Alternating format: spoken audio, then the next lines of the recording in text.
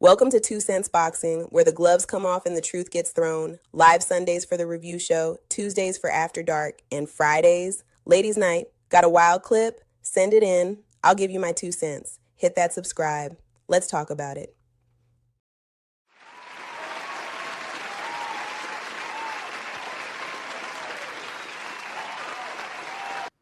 Hi, welcome to the channel.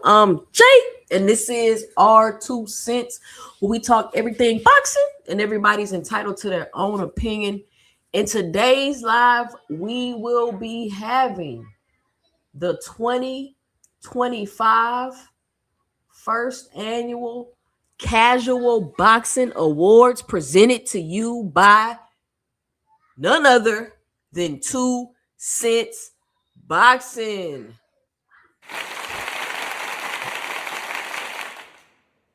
Now, I know y'all been going around, everybody been doing their awards, knockout of the year, fighter of the year, trainer of the year. Like, that's cool. I'm so glad that they have already knocked those categories out of the way. But over here on 2 Cents Boxing, we're going to do something a little different. I'm going to see if we let a couple more people pull up in here. I don't know if it sent out a notification or what's going on exactly, but we'll let a couple more people pull up in here. Welcome to the most unfiltered, unapologetic, and entertaining award show in boxing, the 2 Cents Casual Boxing Awards. We're not here to be formal. We're here to keep it real, give flowers, and expose the foolishness. Yeah. Oh, hold on. What happened to my background? Shout out to everybody in the building. Let a couple more people pull up in here. Happy New Year's Eve to everybody. I don't know what everybody got planned tonight, but I can't be on here long because I do have something planned that I have to do tonight.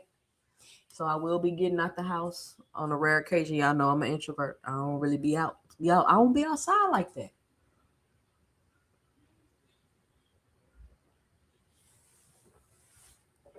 I used to be outside. I'm like a extroverted introvert. Like, I want to go to the party, but I ain't probably gonna talk to nobody when I get there. You know what I'm saying?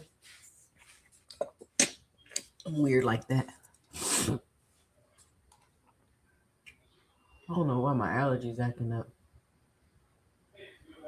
Band up in the building. He said his laptop died on him. Why you ain't get the charger, Band up? Why you ain't get the charger? So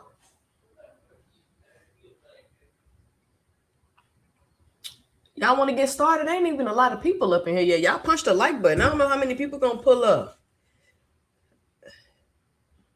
Oh, somebody say they inside because it's raining. What a little rain got to do, Mr. Shelton? Grab you an umbrella, raincoat, plastic bag.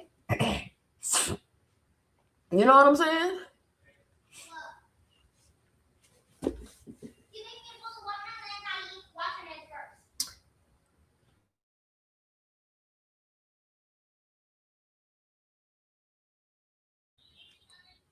Hold on, y'all.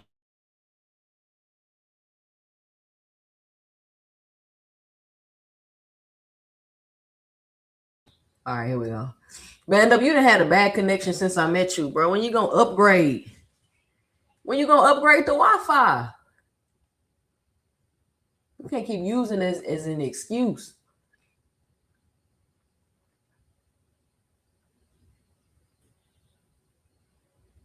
We can't keep using it as an excuse.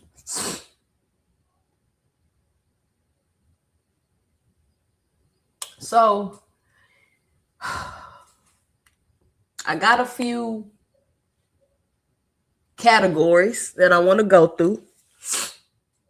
And I mean, I want to let y'all pick who y'all want to pick, and I want to pick who I want to pick. It's not really no definitive answers. We're just having a little fun. But I want to know who y'all would give the award to.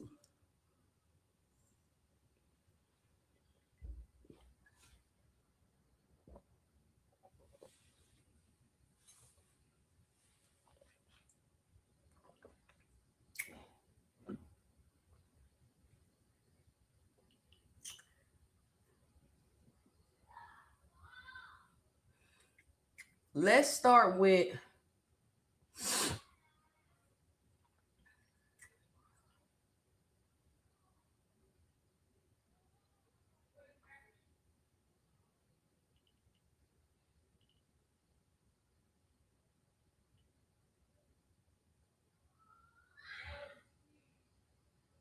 hold on, y'all.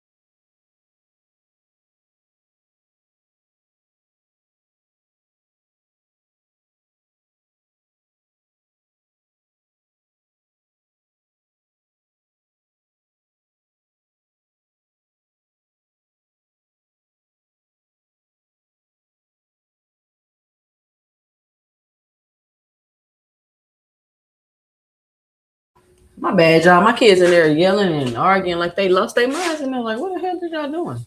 Shout out to everybody in the building. All right, so see y'all talking about fight of the year. We ain't doing the fight of the year. That's cool. That's y'all fight of the year. That's cool. That's y'all fight of the year.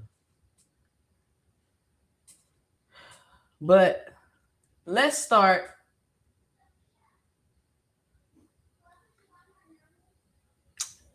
Let's start with cash grab of the year. They cashed in, dipped out, and made us all ask, was that even a real fight? Respect the hustle, but don't call it legacy. Who do y'all have for cash grab of the year? Shout out to Aircraft Courier with the $4.99 in the super chat. He says, Happy New Year. Shout out Aircraft.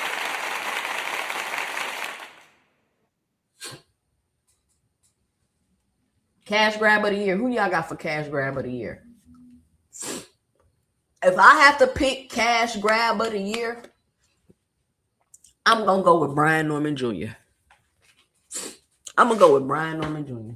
Cash grab of the year. Because you in the mobile version, band up. You in the mobile version. He say Joshua versus Paul is cash grab of the year. That's a good one. That's a good one. That's a good one. But we already knew what that was about. We already knew what that was about. But Joshua versus Paul is a good one. Joshua versus Paul is a good one. Cash grab of the year. Who y'all got for cash grab of the year? Let me see what we got next.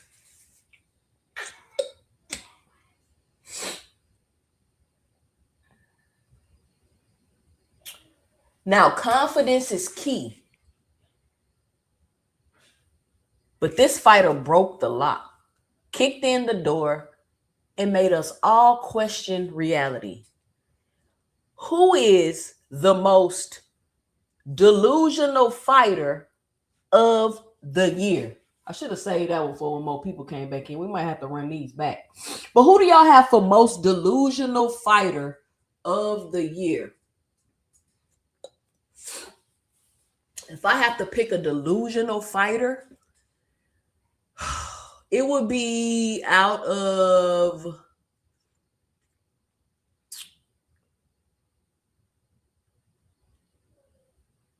Man, end up say Lima got the cash grab of the year. Delusional Fighter of the Year award goes to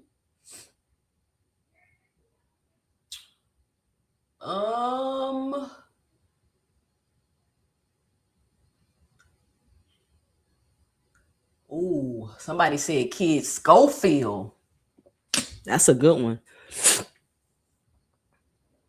That's a good one.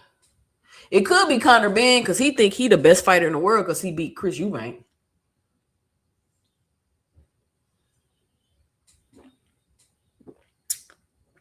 And he think he's the cash cow now.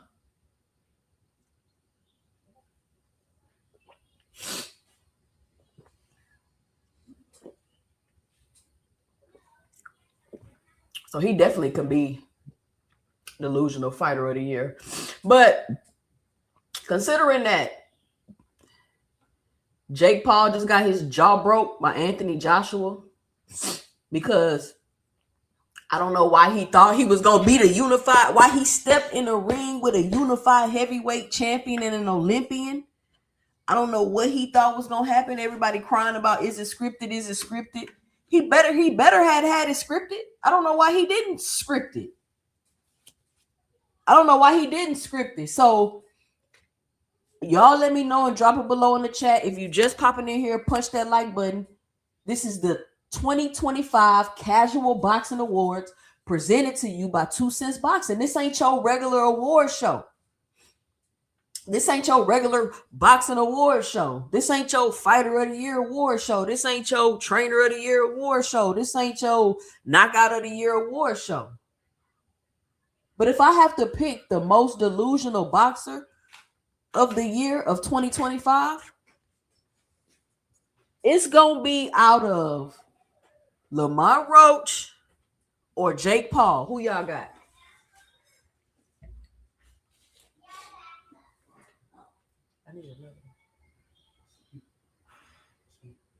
I need a spoon. Lamont Roach or Jake Paul. I need another cup too, Jumbo. Never mind. Don't worry about it. My bad, y'all.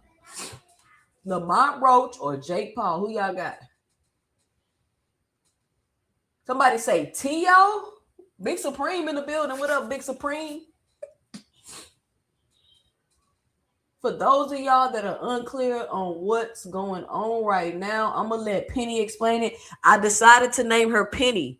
My new virtual AI co-host name is Penny. Welcome to the most unfiltered, unapologetic, and entertaining award show in boxing, the 2 Cents Casual Boxing Awards. We're not here to be formal. We're here to keep it real, give flowers, and expose the foolishness. All right. So, 2 Cents, did you see the tweet Mike Tyson put out about he wishes he didn't follow the script and broke Jake's jaw? Nah, I ain't see that. Damn, I wish he would have did it too, for real.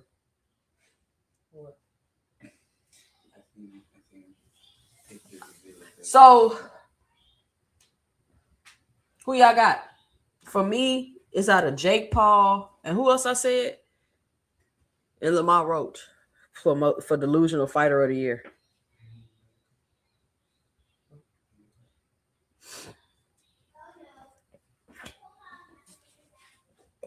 That's who I got.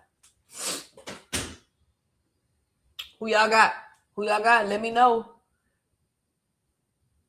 Maybe I need to make a little... Let me do this for y'all so we can stay on task.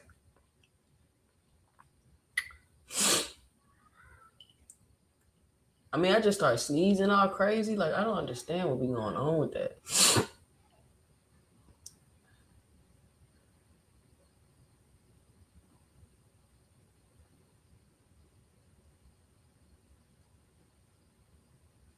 All right.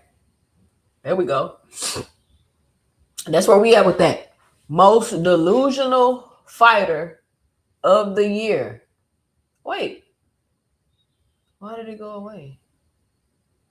I don't want no time. I'll just show it, bro. Hold on, y'all. They trying to make me have a timer.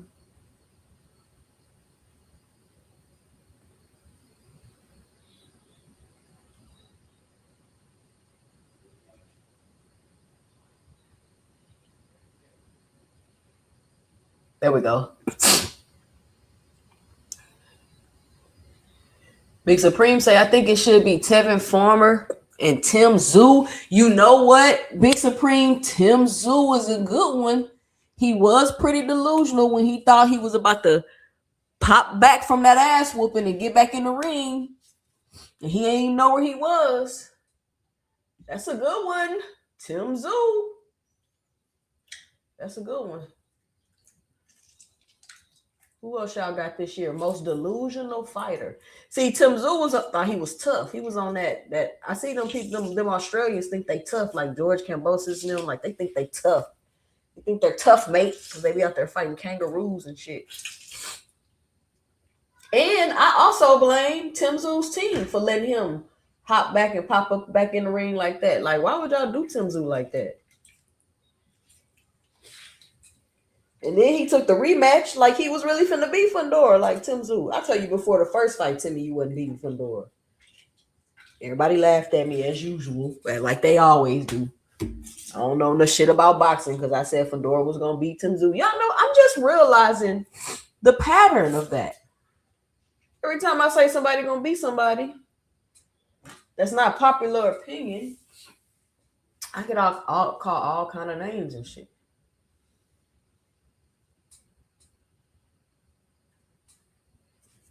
Okay, so we got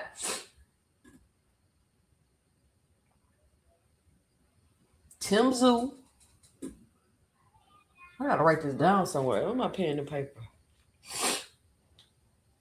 We got Tim Tszyu, most delusional fighter. Let me write it right here. Somebody say Schofield demanding $10 million after pulling out of 2 fights is pretty delusional. Well, I mean, the Schofields, they're in like they're on a different level. Like off the rip, they will win this category, but they can't even be nominated for this category because they on some other shit. But they definitely need their own category. They're beyond delusional. But sometimes I can't help but feel like it's some truth to what Auntie Scobie's saying. It's some just because you crazy and saying crazy shit, that don't mean everything you saying is not true. Like everything you saying is discredited. No. That's just like saying if you cheat on your gal, then everything you say and do should be discredited because you're a cheater. Does that make you a bad person because you cheat on your woman? I'm just saying. So I think it may be a little bit of truth to some of the things that Auntie Scobie's saying for real, if I'm honest. So let's see what else we got. Oh, this is a good one. Y'all gonna love this one. This one's for the fighter who mastered the art of staying relevant without fighting. All bark, no gloves, but they stayed on your timeline. Clout Chaser of the Year. 2025 Clout Chaser of the Year. Who do we give that award to? 2025 Clout Chaser of the Year. I'm telling you now, I'm going to give this award to, I'm going to see what y'all say first.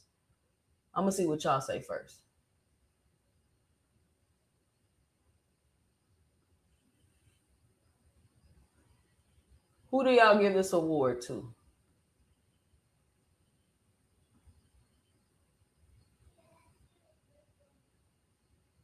Clout Chaser of the Year. Come on, man. We're going to have to exclude Schofield from every category. But he definitely is a good he's definitely getting nominated for the category.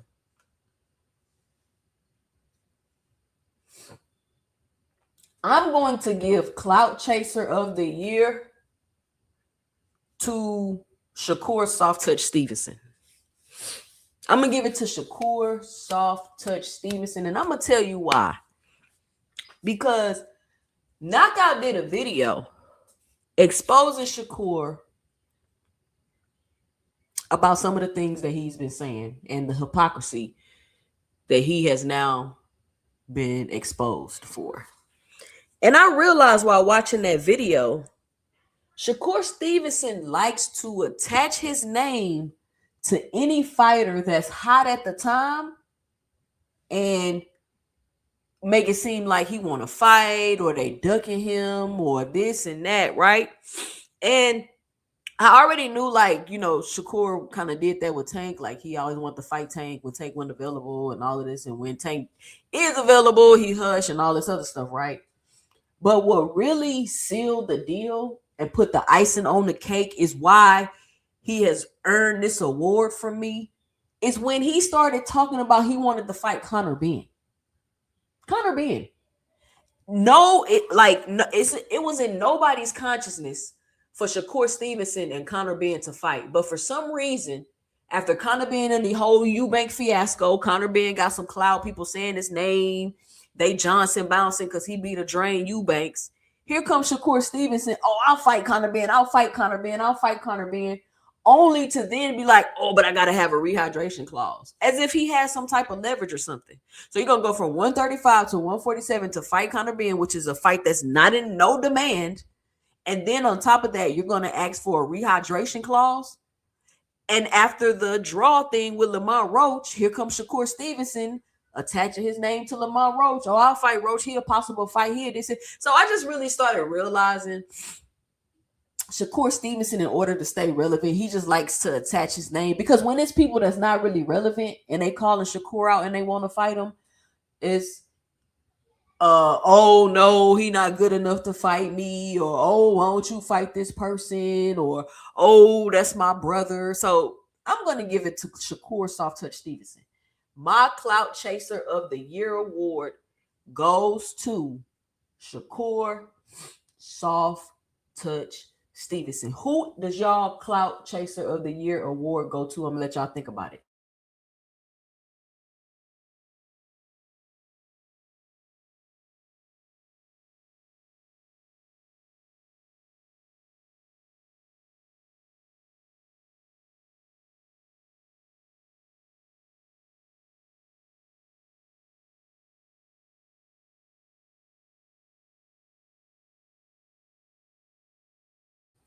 He clout chased so brazy. He took the Teofimo fight from Keyshawn, SMH. That's what I'm saying. How can he not get the award, Supreme? It don't get no more, you know what I'm saying?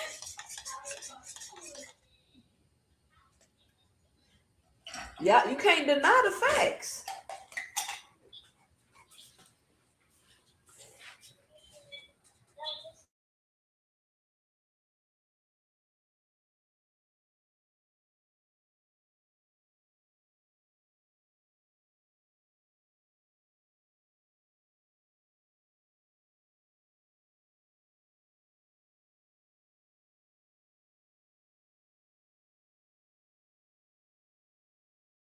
Have y'all ever made homemade Sprite? Where you take a half a lemon, a half a lime, squeeze it in the cup, mix a little agave, stir it up, pour it on a cup of ice, and then mix it with a little sparkling water? If you never tried it, try it. It's so refreshing.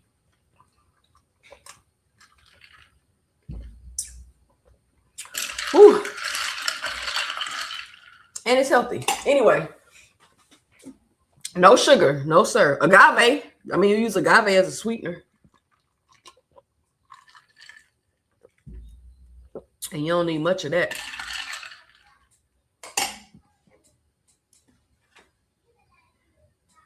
Try Band Up is good.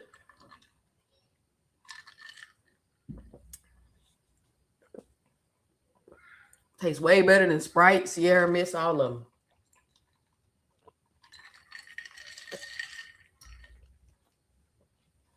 So, Band Up, you ain't got nobody who your Clout Chaser of the year. Hold on, when T.O. versus Keyshawn was being discussed, Remember, T.O. was Keyshawn's mandatory, or Keyshawn was T.O.'s mandatory, or something. I think Keyshawn was gonna be T.O.'s mandatory, if I'm not mistaken. And they were and Keyshawn been calling out T.O. I haven't really heard Shakur Stevenson calling out T.O. And then you hear Shakur come out and be like, yeah, I was behind the scenes. I was really pushing for that fight. I was really trying to make it happen. I don't know. That Keyshawn thing is weird. It's weird. Keyshawn was the WBO champion. He was calling Teofimo out. He could have petitioned the WBO to move up and fight Teofimo. Hey, if you're listening to the replay of this live, let me know and drop it below your picks as we going throughout the live. Right now, we're on Clout Chaser of the Year. I've given it to Shakur Soft Touch Stevenson. Woo, Virgil. I got other categories for Virgil, so he don't have to win this one. Mr. Earl Spencer's my dream fight. That nigga's capper. That's not clout chasing.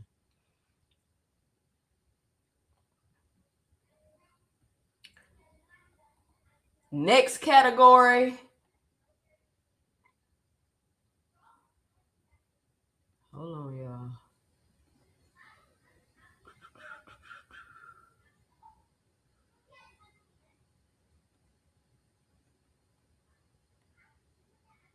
Next category is Ghost of the Year. They came, they fought, and we haven't seen them since. This award is for the boxer who vanished faster than their post-fight interview. Ghost of the Year goes to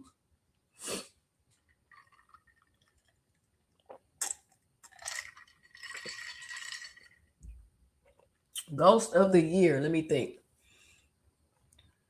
Ghost of the Year. I'm gonna go with Mr. Gary.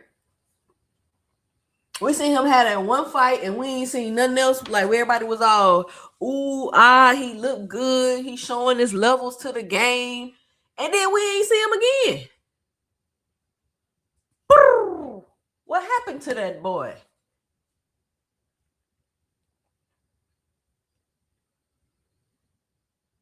That's what I'm telling you, Big Supreme. I just was thinking about this earlier. He says Keyshawn dropping the belt on the scale versus De Los Santos makes sense now.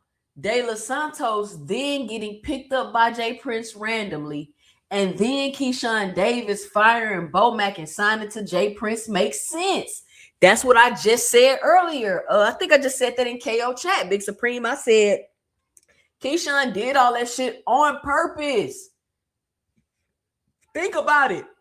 Keyshawn did all of that shit on purpose. He messed up the weight on the scale, right? Then he go in the locker room and they doing all these theatrics. They finna fight and do all this. And then they both end up being signed to Jay Prince. Cause that you feel me? They did all that to both be signed to Jay Prince. Because none of that shit Keyshawn did made any sense, really. You feel me? Like, he was at the peak of starting to come into his stardom, and he just completely ruined it. And then, after that whole situation, you got Albright and him both signed to Jay Prince. And then he say all that just to make Shakur fight Teofimo, SMH. That's crazy, Big Supreme. Big Supreme, I want to drop the link. I want you to come up here and walk everybody through your thought process. Are you able to do that at this moment? And Mr. Shelton say Ghost of the Year is Fundora? Fundora fought twice this year, Mr. Shelton.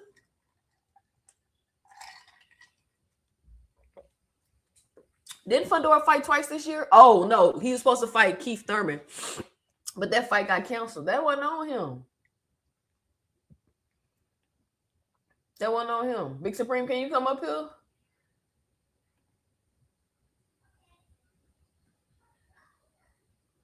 Man, that's a good one, Big Supreme. You got to come up here and talk about that. So so I could clip you, because I gotta make that a video, because I'm like, this whole Keyshawn going, like, it don't make, it's man, that shit don't even make sense, y'all. Something's very fishy about that. Big Supreme do his homework. I never knew Edwin signed with Jay Prince. Yeah, he signed with Jay Prince. And remember, people were saying, oh, Edwin signed with Jay Prince because Shakur don't want to. Now Shakur got an excuse not to rematch him or fight him. You don't remember that? You don't remember that?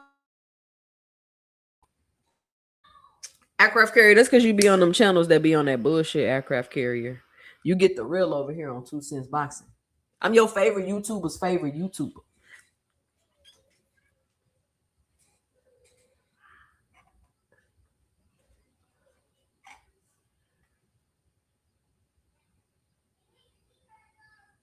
Oh yeah, Fundora stopped the black Southpaw kid and then Tim Tszyu. Yeah, so he did fight two times. He about to fight 3 times this year, Mr. Shelton. How he a ghost?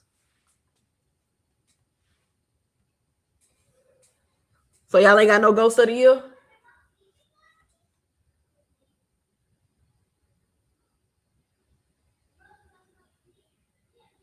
Y'all ain't got no ghost of the year.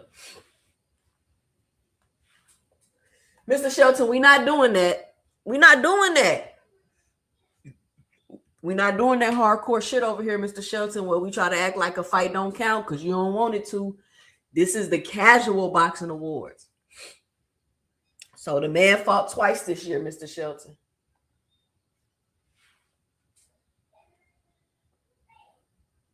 So nobody got no ghost of the year.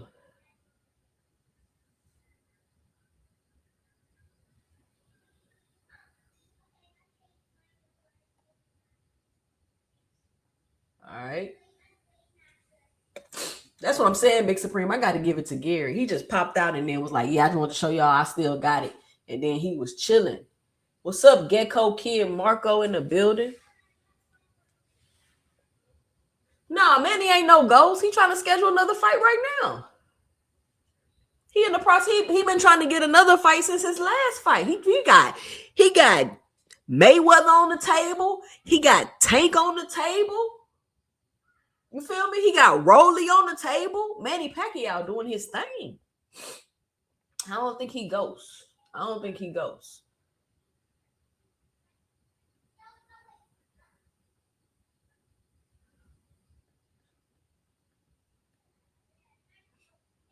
So we got the next category. Petty King and Petty Queen of 2025. Now,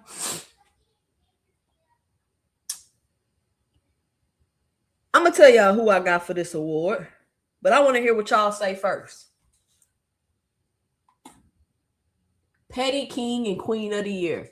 They couldn't let a tweet slide, a comment breathe, or a press conference go quiet.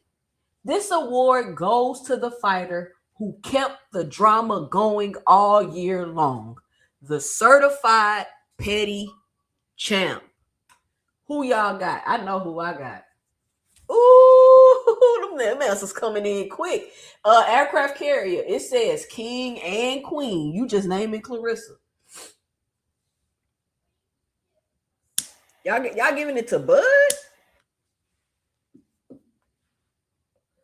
I'm gonna give it to Gervonta Davis and Clarissa T-Rex Shields. Cause Tank cussing out his fans and everything. He cussing out his fans. He threatening other boxers. He listen. He may not do it all the time, but when he do it, it definitely causes a ruckus. And Clarissa T-Rex Shields, man, I gotta make a video, man. Listen, Clarissa, you gonna lose. Clarissa, you not gonna beat the internet. You cannot respond to all the trolls on the internet. You gotta pick and choose your battles, Clarissa.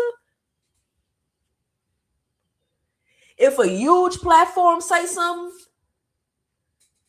they ain't go at them.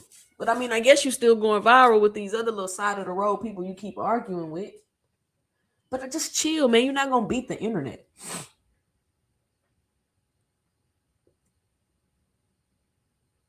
But I could see Bud. I could see how y'all would pick Bud over Tank. Finally, I picked Bud over Tank for something. Jesus. But nah, I'm joking. I could see how y'all could pick Bud over Tank.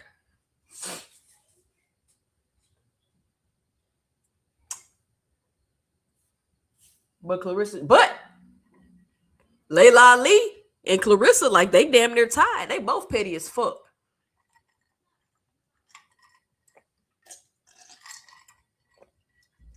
I actually think Layla Ali is way more petty than Clarissa Shields.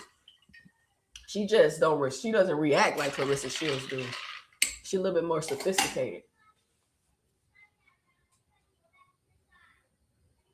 No, Mr. Shelton, we're not gonna say Clarissa has to smarten up. Which one of these mailboxers need to smarten up? I like how everybody want to sit around and crucify Clarissa Shields like she got to be perfect. Like she's not from Flint, fucking Michigan. Like she hasn't been a fighter all her damn life. She is who she is. Like I don't understand. Y'all don't sit on here and try to change none of these boxers. Y'all do not do none. Y'all do not scrutinize not one male boxer like this about their personal life. Y'all don't. Maybe Tank, because y'all say he hit women, but other than that, y'all ain't on here like, oh, these niggas need to be gentlemen. They need to be classy. They need to be graceful. They don't need to be out here with all these different baby mamas. They should be trying to settle down. They don't need to be leaving no woman with 8,000 fucking kids and running off because you got a little money now. Y'all not doing that. But folks want to sit on the internet all day and talk about Clarissa Shields and Papoose. Like, who gives a fuck? Who cares? I mean, I just feel like that shit is so irrelevant. Like, y'all really are sitting around. I'm talking about these is grown-ass men, whole-ass gossip channels dedicated to Clarissa and Papoose. But shout out to them, though. Shout out to Clarissa, because even though it's like a quote-unquote negative thing, it really says a lot about her and her star power and the attention that she's able to generate. And it is what it is. I mean, there's no such thing as bad publicity. Like, y'all doing all this, but y'all are only making Clarissa Shields more popular. I just wish that she was more mature with dealing with it and handling it. And I don't like how her and Papoose relationship is so public, because I got my 2 cents about that. But this is the 2 Cents Casual Boxing Award Show 2025. My petty king and queen of the year is Clarissa T-Rex Shields and Gervonta Tank Davis. That's who I'm giving that award to. Maybe I should get some hand claps after I get an award. Shout out to them. That's what I was missing. Shout out to Boxing Hacker. What up, Boxing Hacker? What's going on? 2 Cent, what's up? What's up? Happy almost New Year, you know. Yep, I would like to welcome you.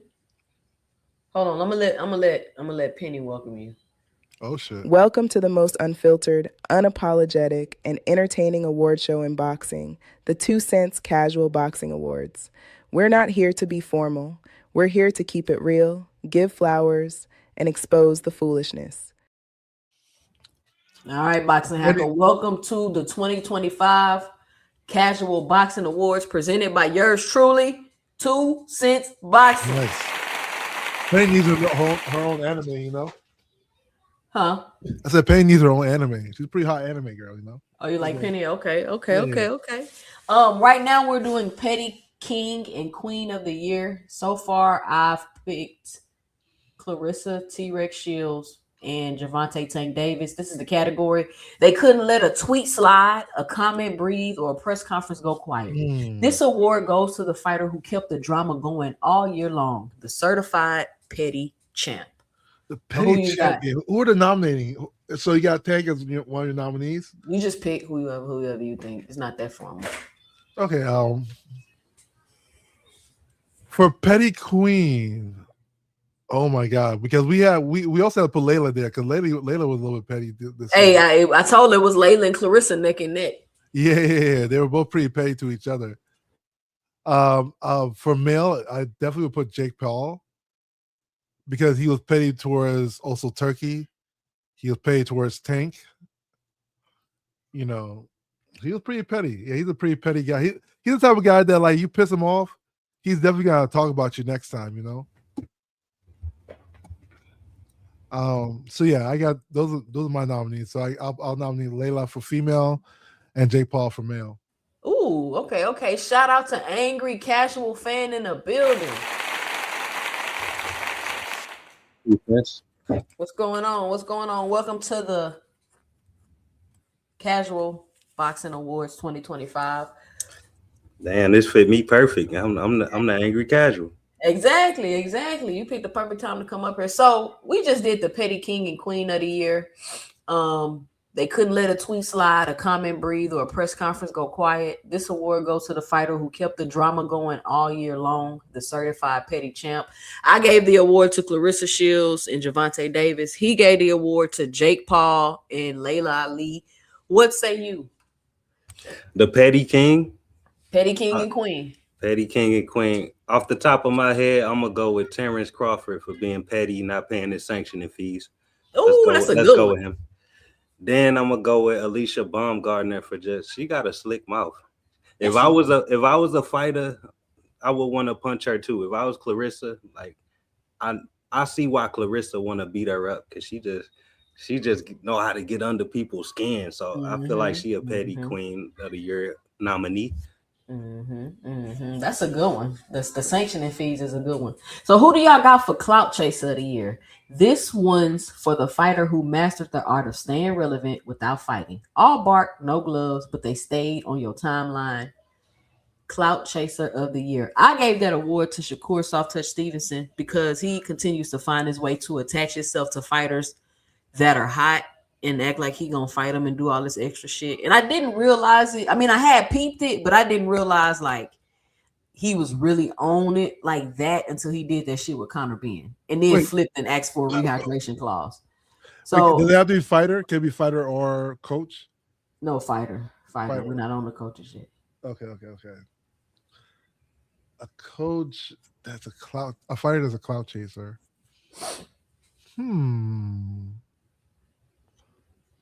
Ooh, this is a tough one. You want to go first, Angry Casual? I can go first. I already got my Clout Chaser of the year. Easy. Who you got? Oh man, easy work. Lamont Roach, man. Yeah, it was out of Lamont Roach and Shakur Stevenson. That's exactly what I had, Angry Casual. Who you got, Boxing Hacker? You know, I'm honest. Lamont Roach, man. This dude made a whole TikTok career based on a Tank draw. Like, streaming and everything. Right.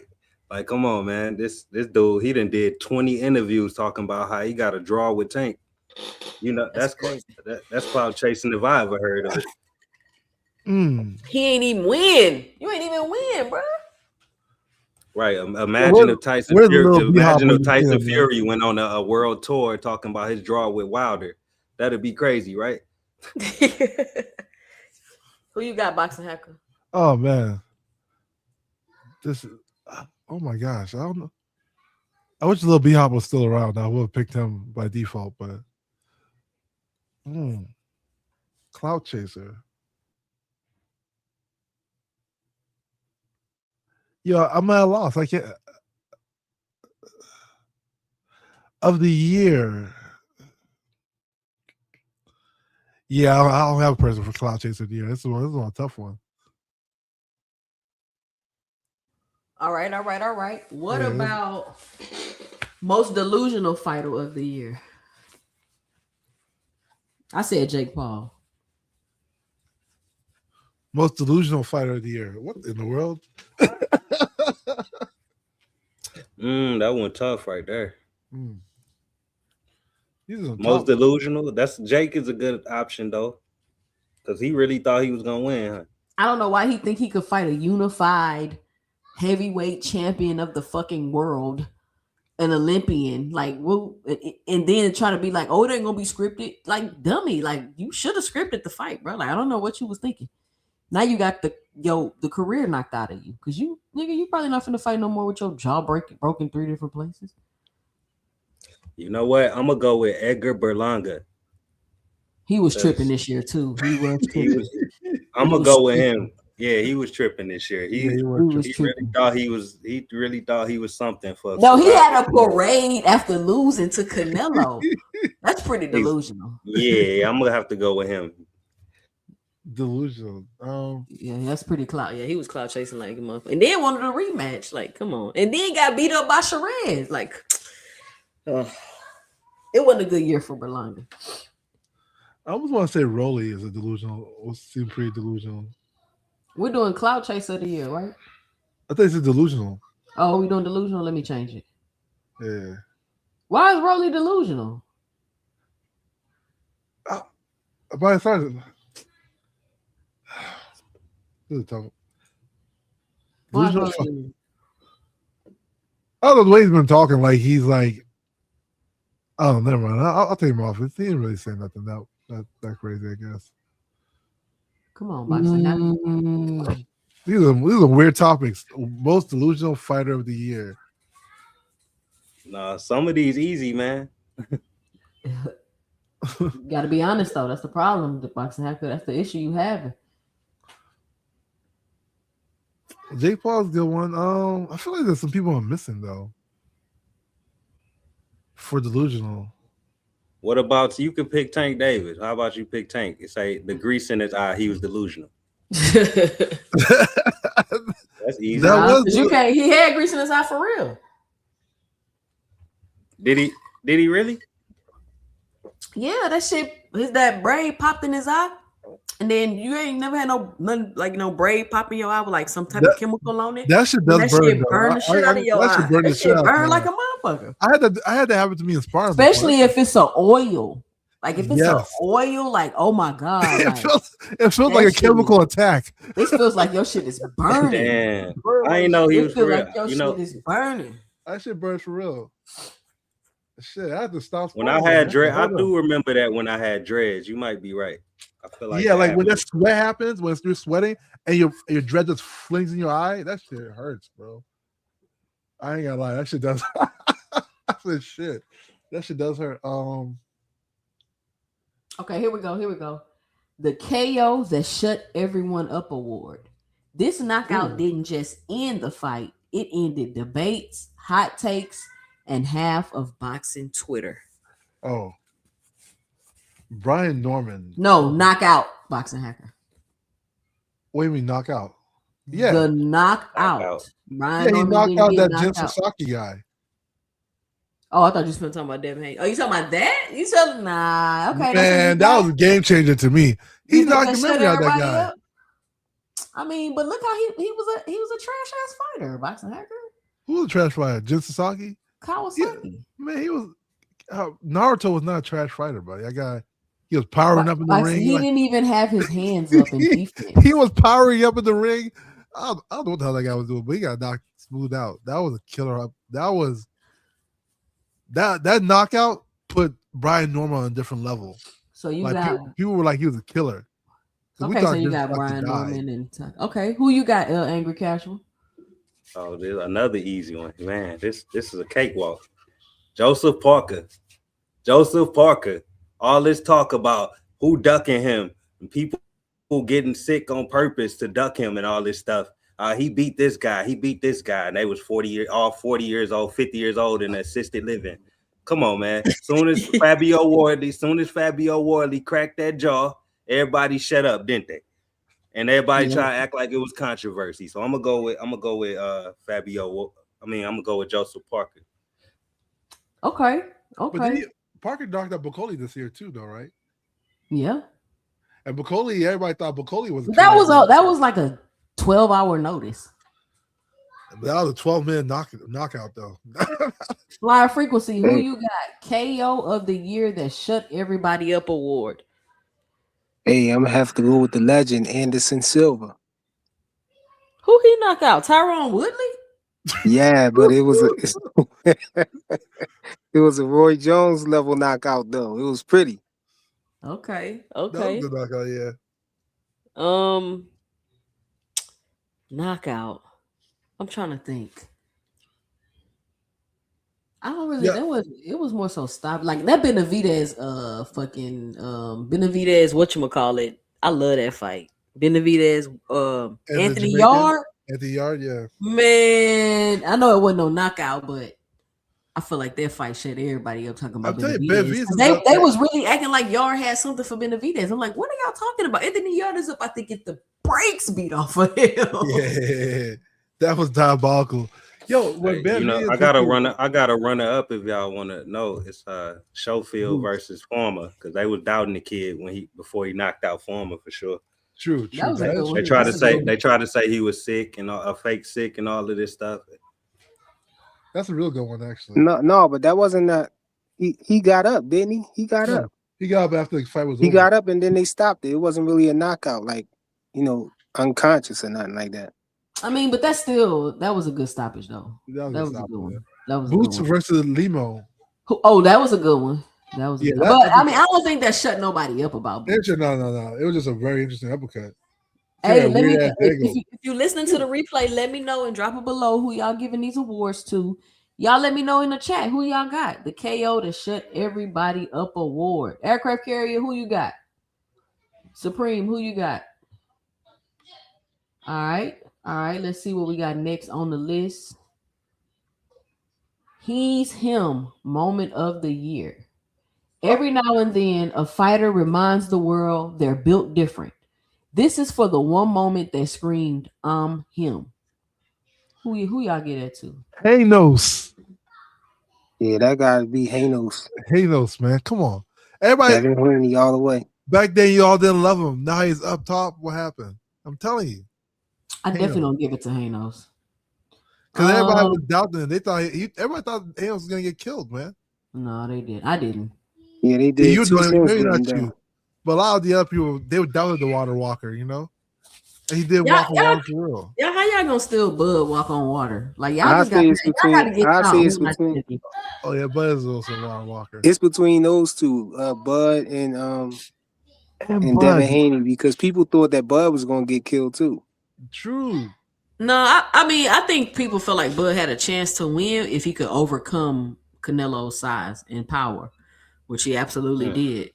But I got one. Who? I got Fundora beating up Zoo because they swore That's what I up and was down. thinking. They swore up and down. He just won that fight because he got his head cracked. Then Fundora came back in the rematch and showed y'all what was really up.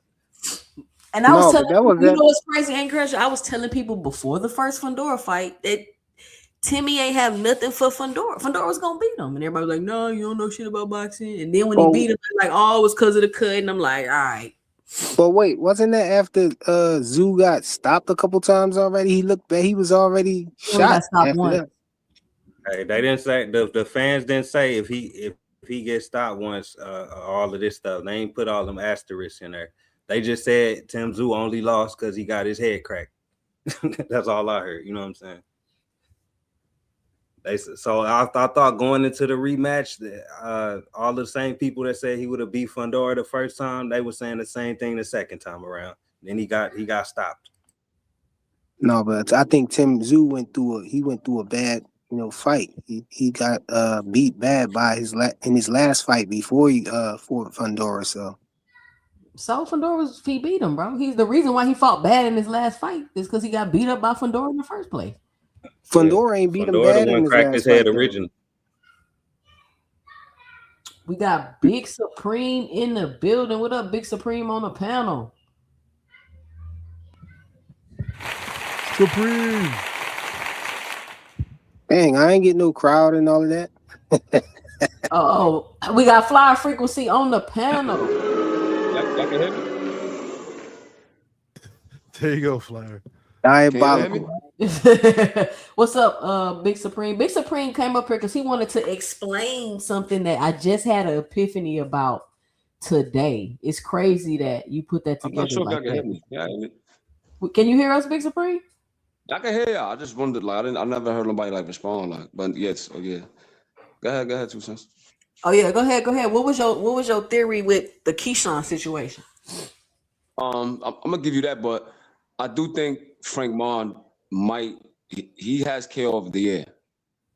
Because I'm thinking about all other fights that I've seen. You look at like Usyk versus Dubois was a good one. You look at Dubois versus AJ, Fundora versus Tim Tszyu. But even like Tevin Farmer, those are all great KOs, but they was more like TKOs because they was like coherent and conscious when the ref called up the fight. Frank Martin put Rancis to sleep. Mind you, Rancis gave Gary a really, really tough fight and like got like controversially stopped a couple of years ago. Like everybody thought that Gary got a gift with that. Then he fights Jose Ramirez. I don't know if y'all remember that fight because I remember we did like a fight watch party in the Discord, and Jose Ramirez was hurt, and they stopped the round like 30 seconds early. Like he was about to stop Jose Ramirez, the same Ramirez that was giving Haney all that trouble.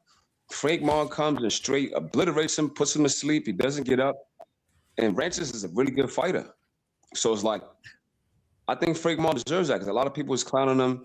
You know, Tank was doing him real bad, made him flinch in the press conference, you know, talking about girls and stuff like that. Frank Martin is the goals. He disappeared. Then he came back and he made a real statement. So I think he should be in the conversation at least, I believe. Because all other fights, I feel like Dubois definitely like had a chance to do that to AJ because what we know is he knocked out AJ in sparring. So like he went into the fight with a different kind of confidence. Tim Tszyu, I always thought he was mid. I never thought he was nothing. I remember telling everybody that Brock Brown was going to destroy him. I picked Fundora to stop him. So it's like, that wasn't really a surprise to me. Frank Martin doing what he did after being knocked out by Tank like that, I think he deserves his flowers. And that's my knockout of the year, pretty much. But you think Kawasaki was still conscious, though? Nah, Kawasaki wasn't conscious, but I'm not going to lie. You know, I like a lot of the nondescript miscellaneous fighters, like, you know, so like a lot of the guys in the Discord will come to me like, yo, you know about this guy? And I'm like, yeah, you watch this fight, watch that. So I've been aware of Kawasaki. Now, what I don't like with Kawasaki is he was ranked in the IBF. The IBF has this thing, right, where like the first and the second slot, it'd be like vacant. And then they'll have someone or two guys fight for a title eliminator, and then there'll be the mandatory. Kawasaki and I believe Conor Benn were like the next in line to be the mandatory to fight Boots. They both just, you know, went another route. You know, Conor Benn moved up and fought this dude, Chris Eubank, because it made more sense. And then this dude went to the WBO. So it's like people have been avoiding Boots. So I'm like, he's a very dynamic offensive fighter, but I've seen like the defensive latches and holes, and he got knocked out by Hirakawa. So it's not like, and I've seen him get dropped like multiple times in multiple fights. So I was already aware of Kawasaki. So Brian Norman over-delivered, I'm not going to lie, but I've seen that happen, though, because anybody that knows Kawasaki, his defense is very, very leaky. He gets hit a lot, and well, you talking about James Sasaki? So yeah, anybody who don't know who the heck we talking about Sasaki. Kawasaki. Okay, you threw me off a little bit. All right, I got Yeah, I was like, who the hell is he talking about Kawasaki? Now, the reason why I'm trying to illustrate Kawasaki, right, is because Brian Norman did what he was supposed to do, but I've seen him get dropped multiple times. If you go through Kawasaki's last 10 fights, he probably got dropped in like 4 of them. And, you know, Brian Norman can crack. So I'm like, I kind of seen that happening. So I wasn't really surprised.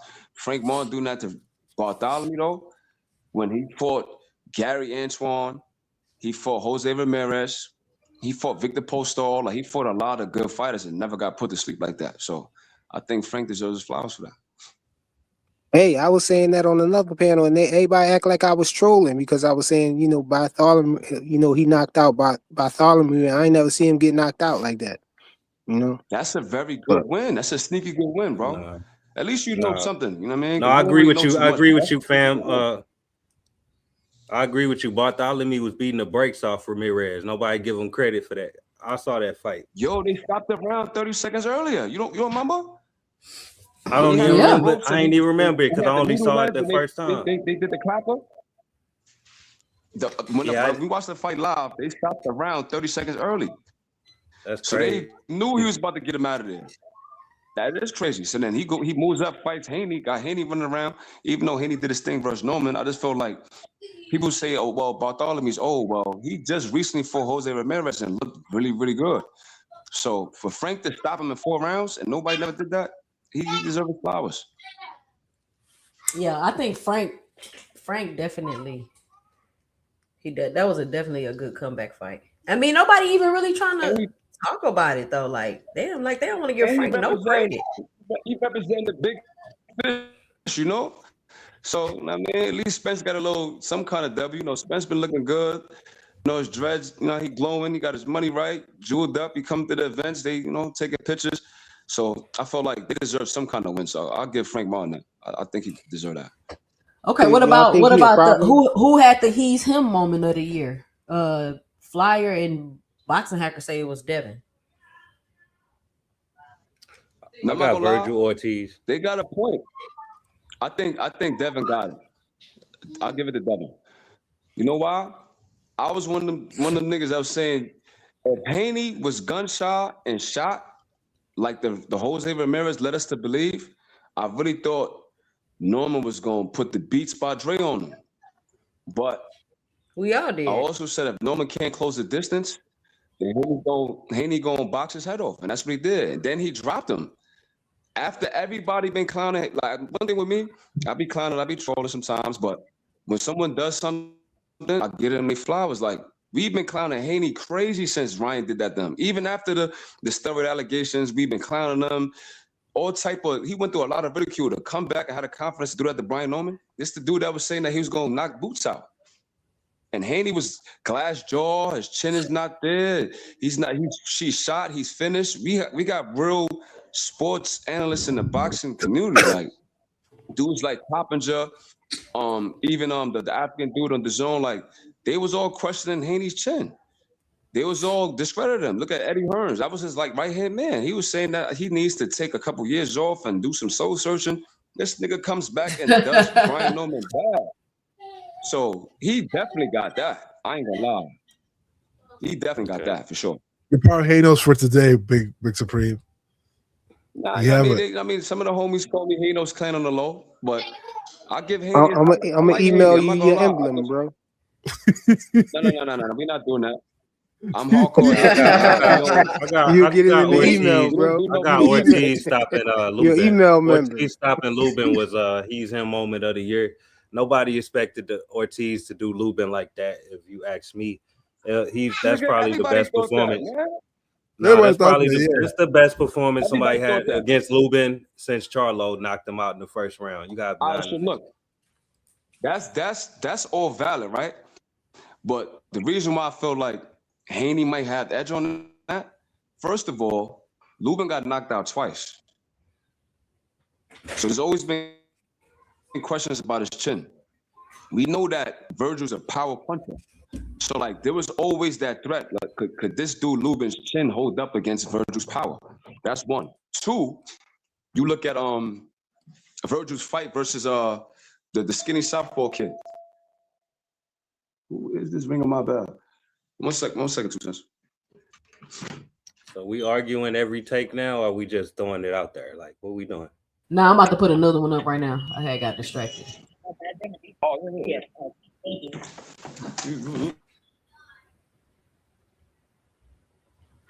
You about to toss another one out?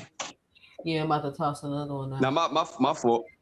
Yo, angry casual fan. We not arguing. I'm just giving you my 2 cents, bro. Like you. I know we all just throwing out our opinions, bro. We ain't gotta. I ain't arguing y'all. I'm just giving you the reason why I'm saying Lubin. Listen, why I'm wrong. I'm just talking, bro. Like there's no pushback on you, bro. I know you angry casual fans. So I don't want no smoke, brother. We bringing in the New Year's, no smoke. I'm just saying, for me, looking at his fight versus the Southpaw kid on Pro Box. It took him a long time to get that dude out of there. All right, y'all finna love this. What's his name? 2 cents. We was watching the fight. What's the kid name that Lubin fought on Pro Box? That he was taking mad long to get him out of there. I don't remember his name, but I know who you're talking about. You know, we was watching the fight. So once I seen him calling out Virgil, I'm like, the performance, he got the stoppage, but that dude had like a 20% knockout ratio and kept Lubin honest. I'm like, nah, Virgil gonna run through him. Nobody could confidently say that they thought Haney was gonna drop Brian Norman. Nobody could say that. There was always the thought, like, you know what? Lubin's a great boxer, got decent power. He can frustrate Virgil because we've seen what Madrimov was able to do, but nobody thought that Haney was going to drop that boy. I gotta give I mean, it. everybody can't say I I'm can't insane. agree with that. I can't said- agree I with said- I'm that. insane, but I no. did say that though. I bro. said he was gonna drop him because Brian Norman lunges in the shots, and Devin Haney got a good jab, and he do not I get ain't his gonna lie. head I off don't the think line Haney at had all. the power. I said the same I ain't think thing. Haney had the power to do that. Mind you, I've I been said on he Haney was- ass because I've been betting Right. Haney KO for a couple of fights, and I've been getting burnt. And I'm like, yo, what's up with this guy? Like, so for him to get a knockdown at least in the last like 10 years, you gotta give him his flowers for that. He knocked down Regis. But all right, here we go. I was want saying he was all gonna hit him the with that smoke. same right cross. Hold on. I want all the smoke, but don't fight nobody award. For the fighter who talks the talk, but the ring stays cold. Who do y'all give this award to? Devontae Tank Davis. No, Tank don't be saying he want to smoke like that though, bro. So it can't be him. He do saying he want to fight people though. Who he saying? No, he say what has Shakur done and stuff like that. So he ain't really Yeah. edging them on. He ain't He calling them switch it out up, and then son. not fighting them. So it can't be Okay. him. He just don't want the smoke then. Okay, who else then? He want all the You said smoke. who but talk don't- who you said who want all the smoke but don't fight nobody. That I gotta would be say Boots Ennis. That gotta be Boots Ennis. But Dang, why I he was gonna don't- say why Brian Boots Norman don't Jr. fight nobody, though? against Ain't he Boots. casual? Yeah, I got Huh? to maybe. Why Boots don't fight nobody though? Cause I don't know why he on the Because they don't want to fight him, bro. Devin wanted to fight him too, Sen. Let's When not you do when that. you set out your future to be 2 tune-ups and Turkey tell me that's what you plan on doing, I'm gonna have You to believe in Turkey. Turkey now? Yes, Fuck I no, do. you're not I do believing believe Turkey. I'm sorry. Turkey, we tell the truth though. Yeah, I ain't never heard the man even, say nothing. even with all this stuff going on with Virgil. But even if I that think- was true, how was that Boots calling people out and then not fighting them? That's what she said. Like calling people out saying they want all the It said, smoke I and then want- not Hey, fighting. No, wait, that's not what hold- the title say. It said I want Hold all on, the hold on, smoke, guys. but I don't know the fight champion nobody. of this. I know the champion of this. Relax, guys. This one calls out people and then plays dead. We have to give it to Kid Austin. Kid Austin is a champion of wanting all the that's a good smoke one. That's a and good not fighting nobody. one. He That's wanted true. to fight Abdullah. Yeah, you might got that. He said, we will kill Abdullah at sparring. That was a lie. They wanted to fight Shakur. The fight came about to happen, and we see a picture of him in a coma. Talking about he has stomachache. Yo, You gotta give it to him. stomachache is crazy. You say you had a stomachache, Hacker? He said that he was poisoned by Shakur. They stole his passport, chopped up his passport. Somebody was giving him some massage, and they used poison liquid. Wait, what's this award for? The person who calls out people and doesn't fight nobody. Yeah. Schofield got that for sure. He got that. Yeah. I mean, Kiss how would Boots be below him when Schofield fought better fighters than him this year? Who he fought better, nigga? He fought Tevin Farmer. You think Lima better than Tevin Farmer? Go ahead and tell that to the public. He is better than him. No, he's not. No, he's All not. right. I'll leave it at that, better than bro. him Go right ahead and now, embarrass 2025. yourself. That's how I know. That's how, like I said, I'm. What about standing hardcore owners? haters, right? Look, I'm hardcore haters, right? But I also give my flowers to the nondescripts, right? If you follow Lima's career, the last 4 or 5 fights, he's been the underdog and on the road every time. And I ain't gonna lie, I won like 3 times on Lima. He won a fight in Germany, he won a fight in Canada, and he won a fight in the UK. This is the reason why people Meanwhile, saying maybe Tevin he might Farmer get got upset robbed. after Tevin fight with Farmer Boots. got robbed by what's the name? Murataya. Murder And he got Murder robbed by Capitalist. Zepeda. Yes, He really got Zaldivar. 2 better wins than what you're saying right now. He just got robbed for him, you know? That's what the public think. I'm just saying. That's what I'm rolling with. I'm just saying, Lima's not as bad as people make him seem like. Boots is just Yeah, elite he like made that. honest. That could be Nah, true, Kid but he's Austin not got better good than at that, Tevin buddy. Farmer. I'm sorry. Boost. I would say Right now, Boost, but 2025, he better than Farmer. I'm not gonna lie to you. I would say Farmer Boost, lost but 4 Kid fights Austin in a played row. dead, y'all. When you Yeah, talk, Kid when you Austin see, played dead, for sure. yeah, he had a picture of himself in a coma. So I gotta give it to him. He That lost was the war. I'm not gonna lie. diabolical. He did. He lost. Nah, No, I I think believe Schofield senior, man. They not just gonna let you get in no hospital bed in Saudi, bro. Yeah, no, Nah, yeah, they are. Because I guess think what? it's like funny. Frequent.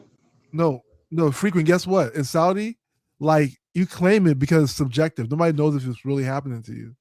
So I could go to the hospital, and that's what they said. They said they ran tests on Kid Austin and found nothing.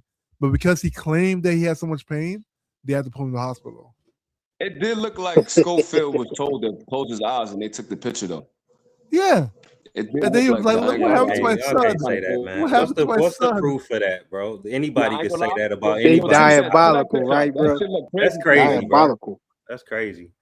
Anybody could say that. If you could pull Like that picture up, your family member could be in the bed. that Somebody shit could look say crazy. that about them. You wouldn't accept that. I saw that picture. I was like, "R.I.P., man." I mean, people check things that they say about Tank and Boots and everybody else. So why not Schofield? What makes him different? Yeah, I'm saying when all of a sudden people laying in a hospital bed was fake until Schofield. Nobody All right, was saying that's that fine. before that happened. What about Schofield ducking Abdullah Mason after saying that he hurt him to the body in sparring and he's not ready for my son, but then he don't want to fight him? What about him saying H2O got knocked out and he gonna do him bad? They set up the fight, then he pulls out the fight. What about All right, here we go. Here going we out? go, gentlemen. Here we go, Is this the gentlemen. same thing as clout chasing? 2 cents. Here we go. Biggest cap of the year. For the most outrageous lie told with confidence. Who is the biggest capper of the year? Who we got? Easy. Ryan Norman Jr. talking about Devin Haney can't knock him down. He said you can't drop me. He said you can't drop me. I agree with Angry. Ryan, you said Ryan Garcia, right? I said Brian Norman. Brian Norman. Yeah. He said Devin Haney can't drop him in the interview and then got dropped in the fight. You can't beat that. Hey, I think we missed one for the last. I'm gonna go with Virgil Ortiz. Why? Because he said that Boots was ducking. Because he had no intentions on fighting Boots. In the ring, yeah, he was capping in the ring for sure. And then, like, not even 15 minutes later, he was talking about his dream fight was Errol Spence. And then you telling me that you telling me that people are trying to force you to fight somebody that you saying ducked you twice. You about to walk away from your whole promotional your whole network because they're forcing you to fight a fight that you said you wanted and already ducked twice. But now that the fight is available, you being forced. All that shit was capped. This whole year with this whole Virgil Ortiz thing, all of that has been capped. So my award goes to Virgil I Have a Dream Ortiz. I agree with that. Who y'all got? I think you're right. I'll go with what you got. What about Shakur and his catch weight? Yeah, the rehydration clause thing. It's a close second. How was that capping though? Because to say you want a rehydration clause. Because you've been sitting there talking about how I make you weak, but remember he was like, hold on. Before, when he was talking about fighting Devin Haney at 147, he was like, "Oh, and I don't want no rehydration clause. I want to fight you at your best. I want you at 100%." And then it went from all that talk to this is a business and this and that and this and that and you ain't got no respect because you put rehydration. Like all this talk you had about the rehydration clause is now all of a sudden it's cool because you want one. Come on, bro, that's cap. Yeah, that's more like a flip flop. I think that qualifies cap. Because we know he lying about his intentions. I think I'll give that to Kid Austin too. I feel like Kid Austin chase for Abdullah Mason was crazy. Who was the most protected fighter of the year? Most what? I was gonna say Keyshawn Davis, because remember Keyshawn Davis had he was talking all that about Abdullah Mason and he knew he was about to move up. You know what I'm saying? I feel like that was capping, and then he did the same thing to Devin Haney recently. He act like his next fight was going to be at 147, called Devin out, no rehydration clause, and knew darn well he's about to fight at 140 on Shakur undercard. Damn, Big Supreme, where you go? I wanted you to explain your Keyshawn and theory. What was his But- theory? That Keyshawn and Albright and them did all that shit on purpose with that fight, so they can beat all of. Oh, here you go. Here you go. They say you're not connected, Big Supreme. Big Supreme. We can't hear you. Big Supreme, we can't hear you. You're on mute.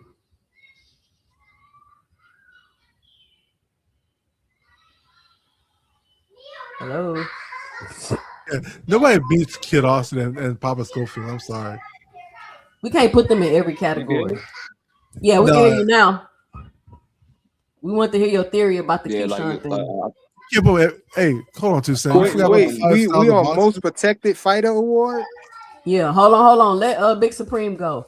Big Supreme got it. Oh, so this is what I was saying. I had this thought today that Keyshawn Davis, I had already felt like that shit with the weight and the finna fight Albright and all of that. I kind of felt like it was a reason why Keyshawn Davis did that. And I was like, what would be the agenda? Why would he do that? So I wanted to hear what Big Supreme thought about the situation and what conclusion he came to.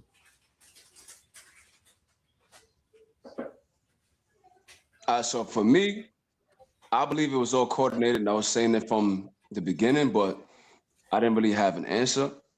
So as time went by, I feel like I got the reasoning behind it, right? So he's calling out De Los Santos. One, De Los Santos had blood clots. He was inactive for about 2 years. He calls him out. Then he drops the belt on the scale, misses weight. And for some strange reason, De Los Santos all of a sudden is in talks with signing with Jay Prince. Now, I'm not sure if they finalized the deal or not, but I remember vividly Shakur congratulating him and saying that he wanted to sign him. And I remember there's a picture with De Los Santos manager and Jay Prince. They was talking about actually doing the deal. I thought that was very weird. Then Keyshawn all of a sudden drops Bomac and signs with Jay Prince and them. I thought that was weird. Now, if you're the WBO champion, all you gotta do is petition the WBO to be Teofimo's mandatory, and you move up to 140. So for him to just drop the WBO belt and then, all right, be safe. For him to drop the belt and not fight Teofimo when he's been calling this kid out for the last 2-3 years, all right, be safe. I'm sorry, 2 cents. So he's been calling Teofimo out for a while now, and then if you know, he actually beat up Teofimo's pops in sparring.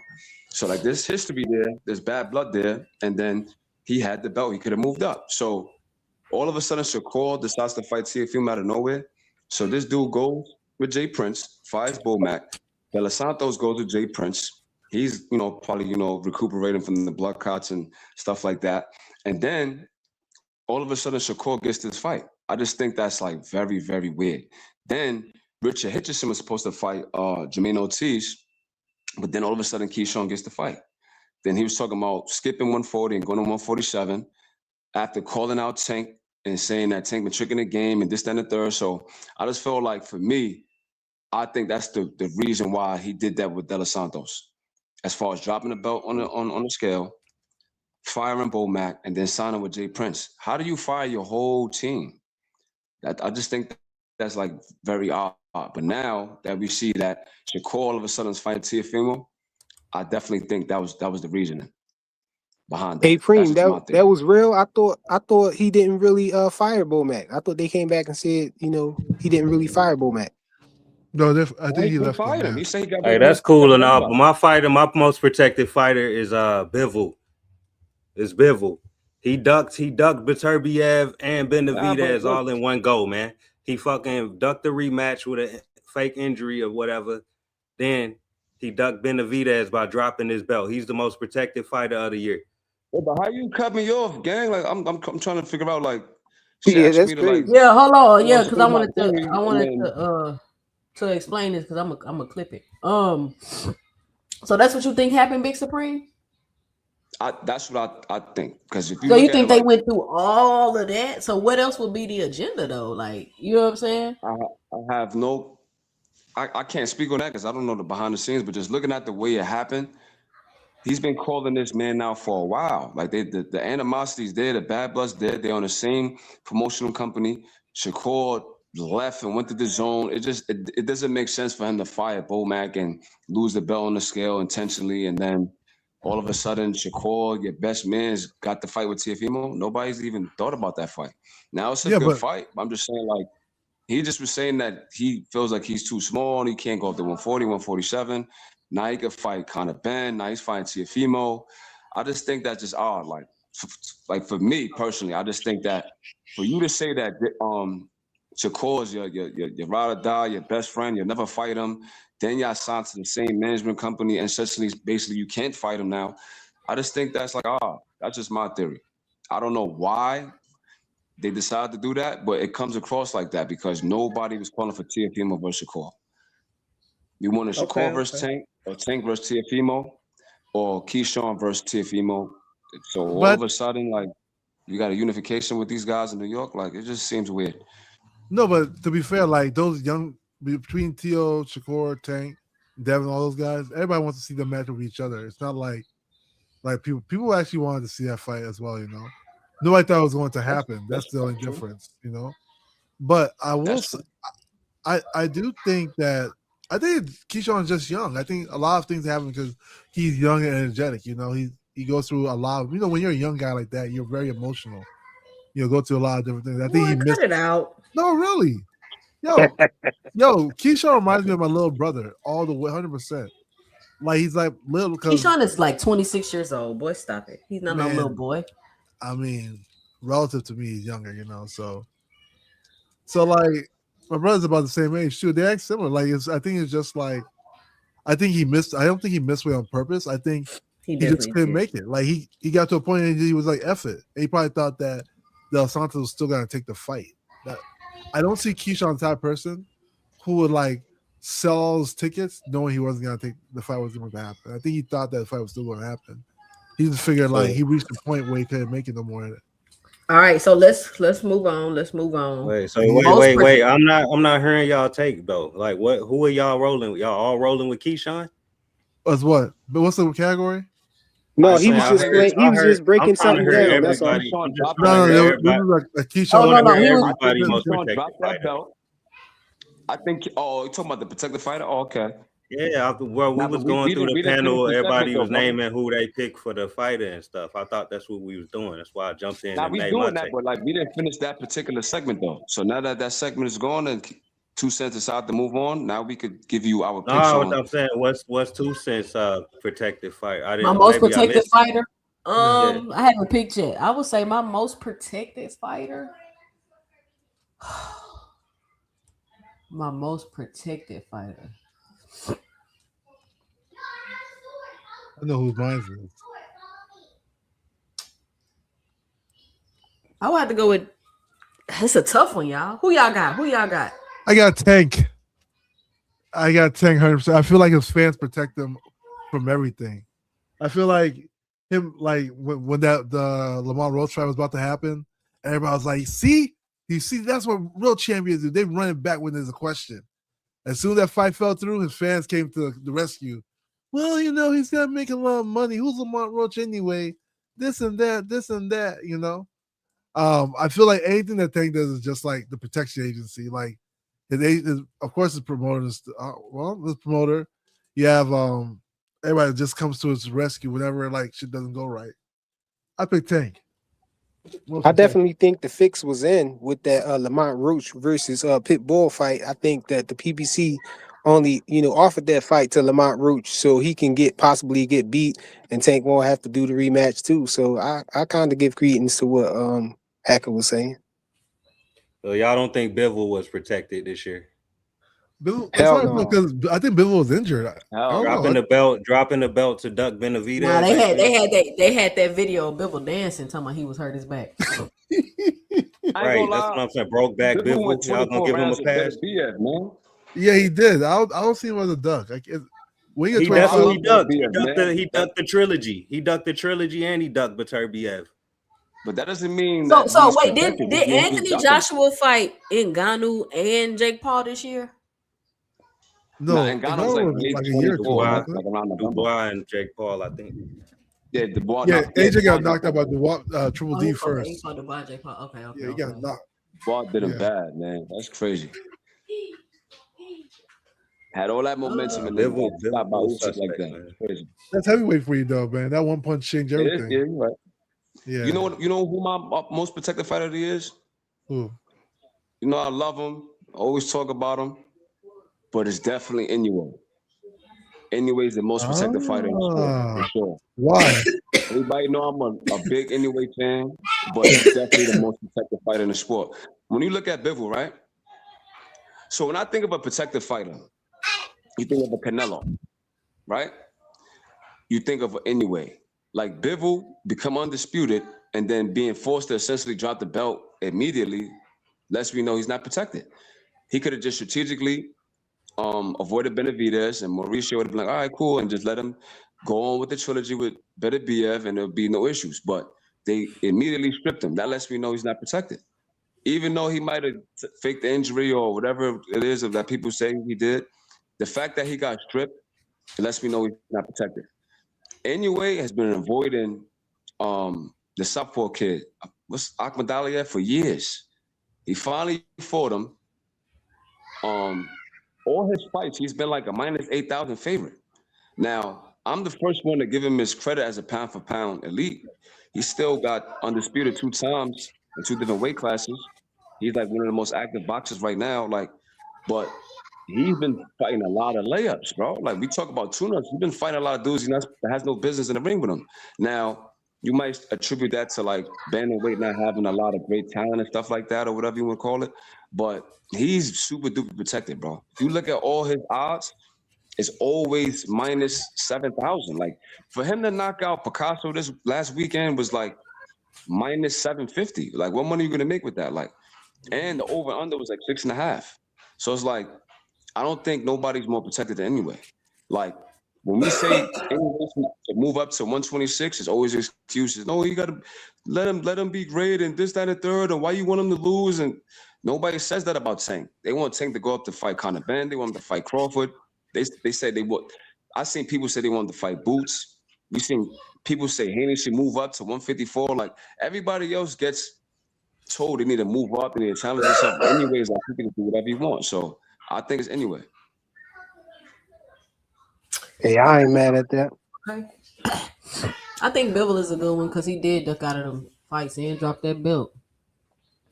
But who's he protected I from, could though? say Canelo, but then Canelo lost to Crawford. We told Water you, Walker. fucking Beterbiev and Benavidez. That's who. Tough But fight. who's Inoue protected from? And, I feel like after, Inoue's and made the break this is for after everybody. aging Beterbiev out for 7 years and wait till the nigga 40 to fight him. No, that's a fact. All right, But- so that was you that said that, Hacker? That who's Inoue Yeah. protected from? Yeah, like Shushu. All right, Who so would you it's say? not he's protected necessarily from? that. All right, so it's not necessarily he's protected from a particular fighter, even though he was ducking Ahmed Aliyev for a while. What Okay. I'm trying to say is the sanctioning bodies have been complicit with him avoiding certain fighters. And he doesn't get stripped. He doesn't get chastised in the media. Like, I just feel like the media talks about him like in a very glowing manner, but then you'll in the same breath say Tank ain't fight nobody.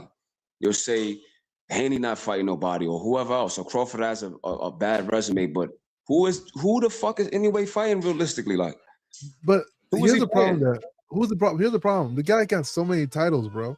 It's hard to say when this guy is like a come multi-time on, bro. undisputed Like, you champion. fighting It's hard. minus 8,000 underdogs, dog. But That's crazy. then why? We ain't gonna why act does like he have he's so many stacking. He ain't titles? stacking every fight, doing Hacker. And Huh? then on top of that, like, I love Inoue, but like, I find it odd that you fight on Riyadh and you don't get no stoppage. Oh, You 'cause he's fight not stacking. the other dude. What's the dude he fought before Picasso? No stoppage, went the distance. So it's like, what's going on? Is it really the hand wraps? It might be, because when he fights in Might Japan, this dude look like he can't be fucked with at all. Now you fight in Riyadh in Saudi, and then they He still looked strategically good. told anyway that he had to rewrap his hands. So after the And you fight, he act like said that he wanted to stop Picasso, but they was like interrupting him in the locker room and making him change the hand wraps and stuff like that. So Yeah. I think that's like, come on, bro. But you That know, I made you- will say something, right? When you're used to a certain rap and you wear like a different one, it's gonna feel different.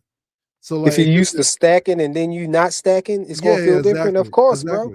Yeah, so it's gonna feel different. So it might not be his fault in that domain where it's like if he's used to just stacking his raps because it's legal in Japan, you know. So like, Okay. if you're used to doing it, then Legal in Vegas too. What does that mean? It's What does legal in that mean? Vegas, You're too. in, We just saw you in that. Dubai. You're not Hold in on, Japan. y'all. You in Look, Dubai. check this out. I gotta go do something right quick. But y'all keep it going. The next category is overrated promoter of the year, and we got Dondrick up here. Dondrick, what's your 2 cents? What you got? No, I was up here. I don't agree with the NOA take. I think yeah, people get mad at him because he ain't knocking people out, but he clearly was boxing the dude head off, which was clearly a master class, a real master class. But I guess because he's down there and everybody ain't nobody down there, he wanted to move to 126, which is understanding because he's defended his belt 4 times now. So yeah, it's about time for him to move up because there's no one left. But everybody wanted to fight MJ. He fought MJ. MJ doesn't get knocked out like that. So I don't understand why people thought he was gonna get knocked out. Picasso has never been knocked out. So I don't understand why people think he's gonna get knocked out. Of course, when you're a knockout artist, people think you're gonna knock somebody out every time. But you shouldn't think that. You should think, hey, okay, maybe this dude is tougher than other guys, which we know from Mexican fighters. They're tougher than most fighters. So I don't understand. I don't think anyway is the most protected because they still made him fight. Like I see if he wasn't fighting at all, yeah, but nah, you can't. If you fight everybody, nah, can't be the most All protected. right, so Dondrick, what you saying holds a lot of merit. But you know, Dondrick, you be in a Discord with me, so you know, bro. Like, you know, I'm king of the miscellaneous fighters, bro. You know, I know who Picasso is. You know, I know who. What's my man that fought on Pro Box that dropped him in Vegas with the left hook? I think Cardenas. I said Cardenas was gonna drop him. I don't know if you remember that live. I wish we could pull up the live with 2 cents. I said, yo, Raymond got a really, really sharp, fast left hook, and I could see him drop it anyway. And when he did it, you know, I went crazy. But what I'm trying to say is I'm familiar with super bantamweight and the fighters in that weight class. Now, anything lower than 126, like, people just completely discredit and say that they're not fighting nobody. That's not what I'm saying. What I'm saying is when you look at Usyk, for example, right? He says, I want to rematch this person. They strip him. Same thing with Crawford. They strip him. Same thing with Bivol. They strip him. Anyway, he's been strategically maneuvering around certain fights. He was supposed to fight MJ like 4 fights ago, bro. So my thing is like, what's going on? You remember Eddie Hearn complained about that? Saying that the WBA was complicit and they were not going to strip him and they needed to hurry up and do something. Yes, he eventually fought him. What I'm trying to say, what I mean by protected is they're sanctioning bodies being complicit with fighters avoiding certain fights. And then But you could do the same. You can say the same thing as they get stripped. You can say the same thing as they get stripped. Like if somebody gets stripped, you can say the same thing. Like if you don't want to fight somebody, only thing you gotta do is drop your belt. Canelo's the man. But Canelo's the man, bro, and he got stripped because he didn't want to fight. He didn't want to fight. No, see, it's not about he not wanting to fight. It's about the fact that the IBF was like, look, you're gonna fight this guy, and he said, not right now. And it's, oh yeah, let me get that belt. Same thing with Usyk. You don't want to fight this dude? All right, let me get that belt. Bivol, you don't want to rematch on Beterbiev? You don't want to fight Benavidez? Come up off that belt. Same thing with Crawford. Come up off that belt. Anyway says, I'll fight MJ, but let me get this fight out and let me get this fight and we can revisit this conversation at the top of the year. No problem anyway. You don't hear nobody. But it's a fight. But I see if he didn't fight him at all, that makes no sense then. Like, because if he didn't fight him at all, that's not protecting somebody. That's not protecting you because you're still fighting the guy. Listen what I'm telling you, brother. Protected for me is being coddled and cosseted as a fighter. Canelo's been notoriously coddled by the media, the sanctioning bodies. So we know what a protected fighter looks like. Anyway, almost gets no criticism, and he fights damn near minus 10,000 underdogs, though. Cardenas literally said on Pro Box he was doing Uber. Ain't that the main criticism? Uber driver? Why take But resume? Cardenas is a good, but you say you know good fighters, but everybody knew Cardenas was a good fighter. That's not the point. What I'm saying is the general But you perception. make, Anyway, but you acting like, but you saying this thing like the IBF strips everybody. So you knew Canelo was gonna get stripped as soon as he said he wasn't fighting them. Because Inoue wasn't fighting for because he fought their mandatory when they asked him to fight them. He fought that. You got to blame these sanctioning bodies. You got to stop taking these sanctioning bodies. But he's not protected. Look, the IBF mandated a fight, and he moved around it, and he didn't get stripped. That's what I'm saying. When it comes to Inoue, Cardenas was with the WBA. No, I'm not talking about that recent fight, brother. Like, he's avoided mandatories in IBF, bro. Not got stripped, gang. That's what I'm saying. He's been coddled for years. Anyway, nigga. For example, right? Who is the person he ducked? Did he fight him? Not duck. What I'm saying is, when a fight did he fight him? Like, listen, brother. Usyk, all right, we want you to fight this guy. All right, I'll fight him. Let me get this match out the way first. No, give me that belt. Inoue says that, fine. You can do that. He was supposed to fight Ahmad Ali 4 fights ago, brother. That's what I'm saying by protected. I didn't think MJ deserved it 4 fights ago. I didn't think MJ deserved it because he wasn't beat. He had a certain amount of fights. Ain't that the main criticism? Ain't that the main criticism of Canelo and Benavidez? That Canelo's been. Hold on. Who did Inoue fight last year? All right, come on, y'all. Fight last year? Move on. I'm finna have to get off of here. Hey, can I give a take on Inoue since they done? Because I wanted to talk about them hand wraps too. If you in Dubai, you telling me you want us to believe his whole damn team. I don't know how many people on this team, but his whole damn team didn't know the rules when they went to Dubai. You telling me they ain't aware of rules change in different countries? You're not telling me a whole team of probably 10 plus people went there unaware of the rules and then try to wrap their hands no, because he fought him. They was in Japan innocently. Now I'm not believing that. I'm not buying that. I'm not buying that, bro. But here's the thing. 10 plus grown men. Let him finish, y'all. Let him finish. I've been quiet. Go ahead. I said enough, man. Go ahead. No, so here's the thing. Remember that. Finish your thought, brother. Now, Hacker, No, hold on, remember, man. Let's let my man finish his thought. The brother from Philly went to go fight anyway. Yo, Hacker. Hold on, Hacker. Chill, Hacker. The angry casual finish, bro. Go ahead, Cal. No, he got it, man. Just convince me that his whole team didn't know the rules of Dubai and didn't know that it's different from Japan. Now, I find that hard to believe. So that means he attempted to cheat purposely. I don't want to hear about no accident or none of that. Okay, so to convince you, right? You said a whole team can go to a different country and not know the rules, right? Remember, Cool Boy Steph went to Japan. He didn't understand why he was stacking.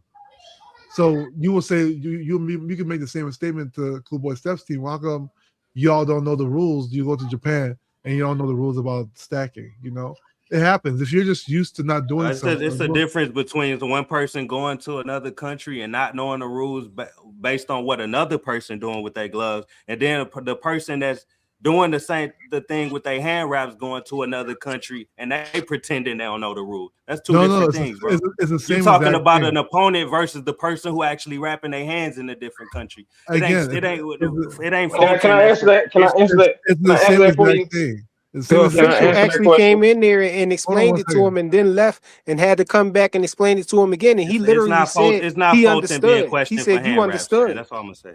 No. Can I answer this? Can I answer? He understood. Boxing Hacker, let me answer it for you. Go ahead. If you know anything about Vegas and you know anything about Japan and you know anything about I forgot the other country, they both allow stacking in those areas. So yes, it could be because he's never fought anywhere but Vegas.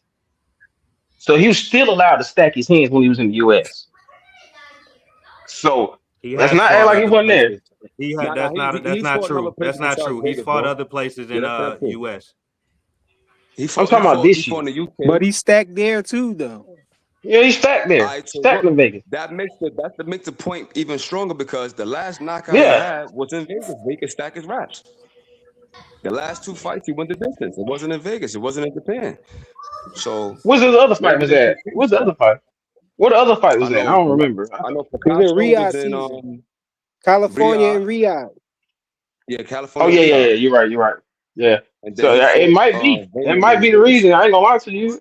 I wouldn't be You surprised know I because love if you know how Vanderlei, to man. That's stack your my man. gloves, But I love anyway, bro. But like, for example, everybody love Pacquiao. But if you have a debate about Pacquiao Mayweather, they're gonna talk about that blood test. They're gonna talk about this the performance enhancing, his connection to Alex Ariza. Like Pacquiao gets that. His head got mad big overnight. Like with this dude anyway, he don't get no criticism at all. Let's Yeah, say that Haney ain't fight true. Hey, Regis. but Regis hey, was I want wild. to get Dog, to that that Nah, he nigga topic do real though, get so criticism. we don't disrespect 2 Cents. Because see, we never got to overrated promoter of the year. I don't want us to be stuck on one topic. Man, you the one that just said you wanted to do that. What are you talking about, bro? No, I was just, bro. That was exactly. out You of the opinion, reason. y'all, bro. He I said it, just but he let don't like the way it's going, so he trying to move No, he on. no, just bro. trying to Y'all, know he want to get back on no, topic, bro. man. Y'all been long winded talking for 10 minutes. I just wanted to come in Nah, and you can do speak on that, the nigga. Inouye Like, what you take while talking y'all Somebody about? was got a finishing. mute. Somebody got a mute. I'm just You saying. ain't I know that just I was want to 2 keep Cents it on enforcer, topic. nigga? You ain't know that? Well, I'm 2 Cents if you attack run the dog, baby. if you run the channel, then go run the channel how you want. I didn't know it was your channel, bro. I was trying to help us stay Nah, on I'm not topic saying because that. No, I'm people saying no, that you got it. you You people can't got say it. on this complaining in the platform chat. that we disrespecting 2 Cents, nigga. No, Well, we all right, good. bro. We good. We good. Hey, relax, bro. Relax. Overrated, I was trying to do something positive. Relax. overrated promoter of the year goes to. Oscar De La Hoya. Shit, Eddie Hearn. That's a good one. That's a good one. I got Eddie I Hearn for the don't, I win, don't know who would be for an the LOS. overrated promoter. What that mean? Oh, Brian You don't Norton. know what Brian, overrated mean? Yeah, but an overrated promoter, like what would you say? Oh, this promoter is the best promoter, but then he be trash. We don't feel like he the best. On this motherfucker. What? It's definitely Oscar because his events be ass. yeah, Oscar. I'll say It could Oscar. be Eddie Hearn too, though. It could be Eddie Hearn Nah, because I feel like I don't know. Eddie he's Hearn so be having dependent. some bangers though. No, Eddie but he's Hearn so had the dependent Conor on Ben Turkey though, fight, bro. but well, he's still a promoter. So I would say Oscar. Yeah, I think Ed Hearn actually did a good I think it's job. Oscar, and it's not that close. Yeah, Yeah, I agree would with say that. Eddie Hearn is the promoter of the year. He did the most this year, man. That's why that nigga overrated. I mean, but nobody else really did anything I'm though. a nominate I can't argue. Turkey. I'm gonna say Dry Turkey overrated promoter of the year. But He's not Turkey's not a even a promoter. He's not a promoter though. He's a financier. He's a not a pimp. promoter. He No. said he a He pimp. getting an award. He's a boxing pimp. What they gave him? They just gave him an award though, right? No, he got promoters that work with him, like Eddie Hearn, Oscar De La Hoya for a They second did try to was. give him promoter of the year, and we was like, he not a promoter. You remember that shit? I think they gave him promoter of the year though, no? Right? Yeah, Something they like even that. put the Who nigga that? in the Hall of Who Fame. that? I go Who with that? Eddie too, man. Whoever said Eddie, I agree. I said It's Eddie Eddie. for the win. I It's like Eddie for the win, and it ain't even close to me. Yeah. The reason why I'm gonna say turkey and cheese, because what happened when Bob Arum and lost their deal with ESPN? Everybody was saying they going broke, stuff like that. Even though like they wasn't getting a lot of criticism like that. You look at Al Heyman and PBC, they going broke, they going under, this, that, and third. Turkey lost a bunch of fighters this year. Nobody's saying nothing. I thought he was bringing boxing back. Like Usyk ready to leave, Crawford retired on him, Canelo's in the ground right now. Like who he really got? He don't really got nobody. AJ got knocked out by Dubois. Like so like I don't see like this greatness that Turkey's been bringing to the sport. Yeah, he brought a couple of good fights, but the way they treat Turkey, you would think that he was bringing us all the fights that we want. Like he's not doing that at all. And Riyadh low key struggling, but I just nominate him for that. But he's bringing the best He's fights not to a the year, promoter though. though, y'all. Turkey not no promoter. Yeah, He's not bringing the best I fights don't know. because half the I fights we agree with had. everything Supreme said, but I didn't know he was a promoter. If he's a promoter, then he definitely would have hands down. Who brought the best fights this year? Not Turkey? He's not a promoter. No, I say it was, but he did bring the best fights this year. What best fights did he bring this year? That nigga brought zero best fights. I think out of He everything, I brought a think lot of fights. no. You know what? He did have the best fights. But But Leslie Canelo- Martinez versus No, it'd be if anything, it'd be Canelo versus Bud. I'll give him that for that reason. other than that, I don't think he's really considered the best promoter, but he did make the biggest fight this year by far. Three of the best fights were on his cards. I would say Yeah, Conor most of the being versus fights we think of Eubanks. is Oh Hey, yeah, goddamn, yeah. shut up, Frank. Goddamn, let me finish my damn statement, man. Damn, old ass nigga. Abdullah versus you taking it too far and now. I've been Lester. trying to be nice, bro. I ain't about to ask you shit. You is long-winded, And nigga. Lester You don't let versus nobody talk. Lester versus and Billy. You know what I'm saying? That was one of the top fights of the year. So I like those 3 fights were the best fights of the year. Like, so I could give him I think James versus Abdullah got that. Yeah, I think well that's another category, but yeah. But those 3 were my top 3 fights of the year. What about Jake Paul? Is Jake Paul a promoter? Yeah, he is. Yeah, But look, Jake I Paul just a looked at promoter. Turkey, and But I don't think he's overrated. I think he does his job. UK Boxing News gave Turkey the 2025 Promoter of the Year. So this is like the version of the Ring Magazine and the UK show. I don't know. Some people consider him a promoter, some people don't. But if he falls under the promoter category, like they gave him an award, I think he should get that. I don't count him as. I think he's a pimp. I don't think he's a promoter. I think he's just a pimp who out here just giving these hoes money. But you know what? He's a trick. My bad. He's a trick. No, I thought he was a manager. He's a trick. Yeah. He just like giving his money out. Boxing Scene nominated Frank Warren. They nominated Frank Warren for Promoter of the Year on Boxing Scene. And now he might be the best promoter, low key. But I'm gonna say overrated Oscar De La Hoya because that Times Square event pissed me off. I'm not even gonna lie, just because of that. But that was Oscar promoted it. Oscar promoted it. Yeah, Oscar was the promoter. Turkey was funding it. No, Oscar was the promoter. Yeah, see, because go ahead. He can't do it in the US without him. So I understand what you're saying. It's Turkey's fight, but it's still Oscar shouldn't have said he promoted it. He definitely was the promoter. That's why Devin was on the undercard. That's funny. Now he on the undercard because Ryan Garcia put him on the pavement 47 times. No, because Ryan Garcia's promotional company was doing the whole card, so they're not gonna make him the frequent undercard. Frequent. Area close to you, dog, close to your heart.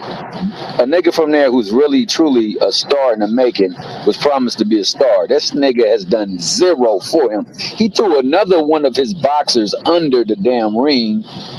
And freaking Jalil Hackett, dog, and he ain't done nothing for Shakur or nobody else not named Conor Ben, dog. That nigga is overrated as they come, dog. I'm sorry. Shakur got a big fight, his biggest fight coming up right now. What you talking about, Tommy? When? He about to fight Teofimo Lopez. That's a Turkey event, bro. When? Because I'm taking it. This is for the year, right? He's done absolutely nothing this year for nobody of merit, and he's promised the world to people.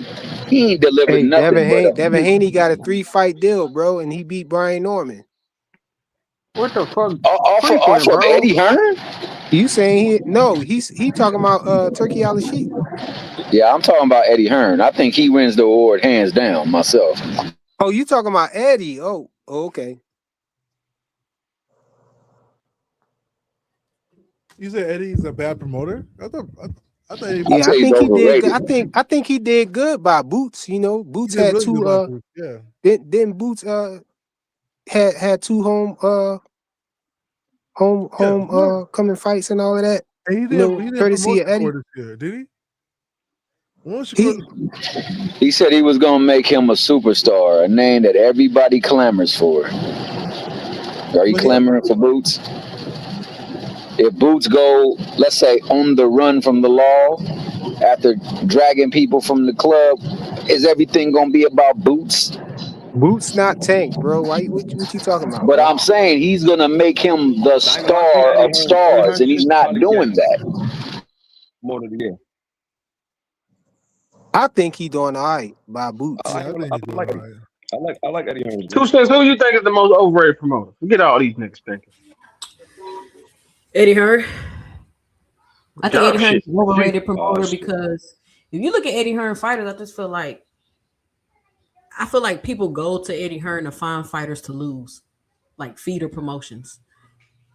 Look at all the Eddie Hearn fighters, like he's going to feed them to somebody and put them in a situation where they get their ass Nah, whooped. he do be alley-ooping his fighters, though. I'm not He gonna do it lie. to all his fighters, He like do for be real. alley-ooping. And I know Especially people against gonna Frank be like, Warren. Frank Warren be tearing his ass up. I know people be like, "How it's not the promoter fight that the fighter loses." I mean, but I've heard Eddie Hearn say out of his mouth, and I wish I would have clipped this. He puts his fighters in fights where they got a 10% chance of winning. Like, why? Why are you putting your fighter in a fight that you know he has a 10% chance of winning, Eddie But I Hearn? don't know because some of the fighters are supposed to win and they I just think lose. the context of that was, I think he was being a little hyperbolic, but I think the context, I remember, I think that was about Jalil Hackett. He was basically saying, like, if I think you're the real deal, and that's what everybody is saying, then I put you in a fight with a dangerous fighter and you can't beat him, then it's like, maybe you're not as good as I thought you was. I think that's what it was. I think that was kind of blunt and kind of disrespectful to Jalil Hackett. But Eddie has a weird way of trying to like motivate certain fighters, like with Khalil Cole. He put him against Galagos. I didn't see Galagos knocking this dude out, but he did. So, you know, Is that Eddie the big Hearn's had some stepper? harsh criticisms for, That's Is that the big stepper that lost? Yeah, for sure. I love Khalil Cole. So he had some harsh criticism of Khalil Cole, and then Khalil went to Mexico and he knocked Galagos out. So it's like some fighters respond well to certain criticism. Some fighters like Haney might get in their feelings, you know? So Eddie Hearn has a weird way of motivating fighters. Same thing with Ray Ford. He said that he thought Ray Ford lost to I think Eduardo Cordina is his name, whatever the kid name is. I know his first name is Eduardo, but I think he got a draw for that. Eddie was on record saying that he thought Ray Ford lost, but at the same time, he made sure Ray Ford got a title fight versus Komatov. So like, Eddie might talk a little crazy in the media, but he gonna make sure you get paid. He gonna make sure you get your fights, and he gonna get you in position to get a title. Same thing But with he don't give you no Akpadali. soft touches.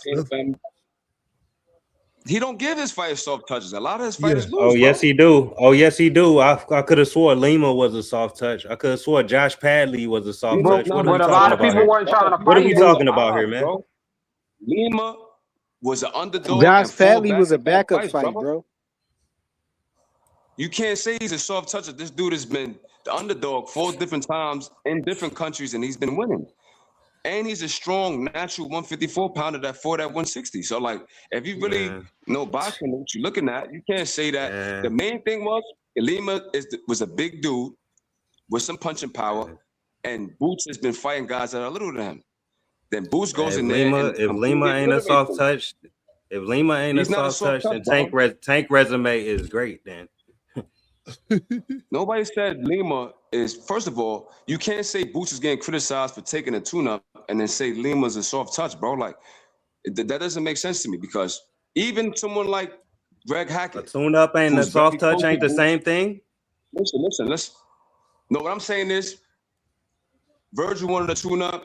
He's been getting it the last couple years, bro. He's been fighting fighters, been knocked out 3-4 times. Same thing with anyway, you're fighting against guys that are like, you're like a minus 3,000 favorite, bro. Let me just finish this one point. All I'm saying is Lima's been an underdog 4 fights in a row, bro. And he's been winning. So and he fought at 160, like I said, he's a big dude. So that was the intrigue with Boots versus Lima. Fighting a guy his size, even my man Greg Hackett said he could see Boots getting hit with something and hurt. Greg Hackett not gonna get on record and say that.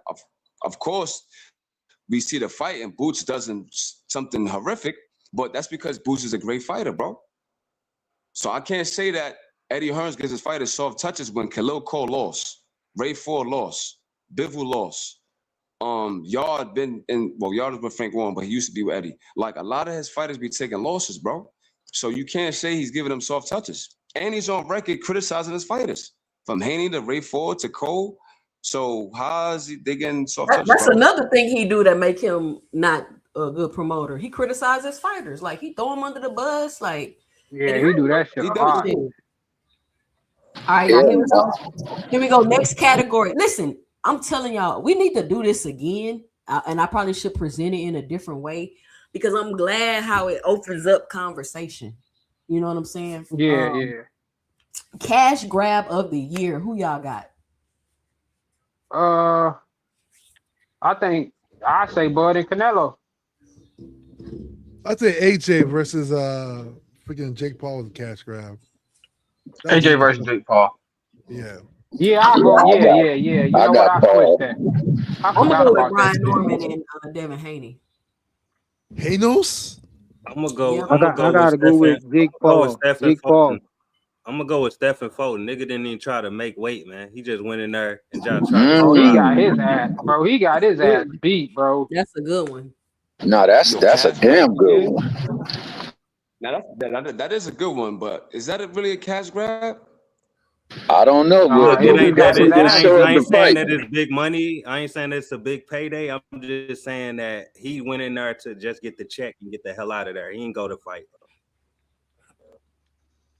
Yeah, cause that shit, that was crazy how he got his ass whooped. All right, here I'm goes gonna the say next I'm one. gonna say Conor. Hey, I know he ain't. Never mind. I ain't even gonna bring Oh that. Hey, You yeah, already Connor know. Ben. That's a good one, Supreme. and You breaking up, Supreme. I think that cash. Yeah. Connor I Ben was and gonna who? say. Yeah, I think Preem broke off. Well, let me Supreme, we can't hear you. Supreme, you breaking up. All right, can y'all hear me? Yeah, you good? Crispy like that rice. Dondrick, who's cash? Oh, Dondrick fell off. Okay, that's everybody got cash grab. No, I'm still here. I'm still here. Oh, Dondrick. I'm in the middle. Cash grab of the year. AJ versus Jake Paul. AJ versus. It would have been Tank versus Jake Paul too. Okay. Anybody Okay. versus Jake Paul. Next category, drip of the year. Like the best swag. Let me see. Best dressed boxer of the year. Drip of the year. Who y'all got? Why you put that up there? Because of Devin and Brian Norman was asked to rate his outfits or whatnot. No, this is performance and under performance and style category. Who's So the is drip this of like the year? best We dressed always in the talk about the ring, or best dressed boxer. I'm best going to dressed- give it to Canelo. What?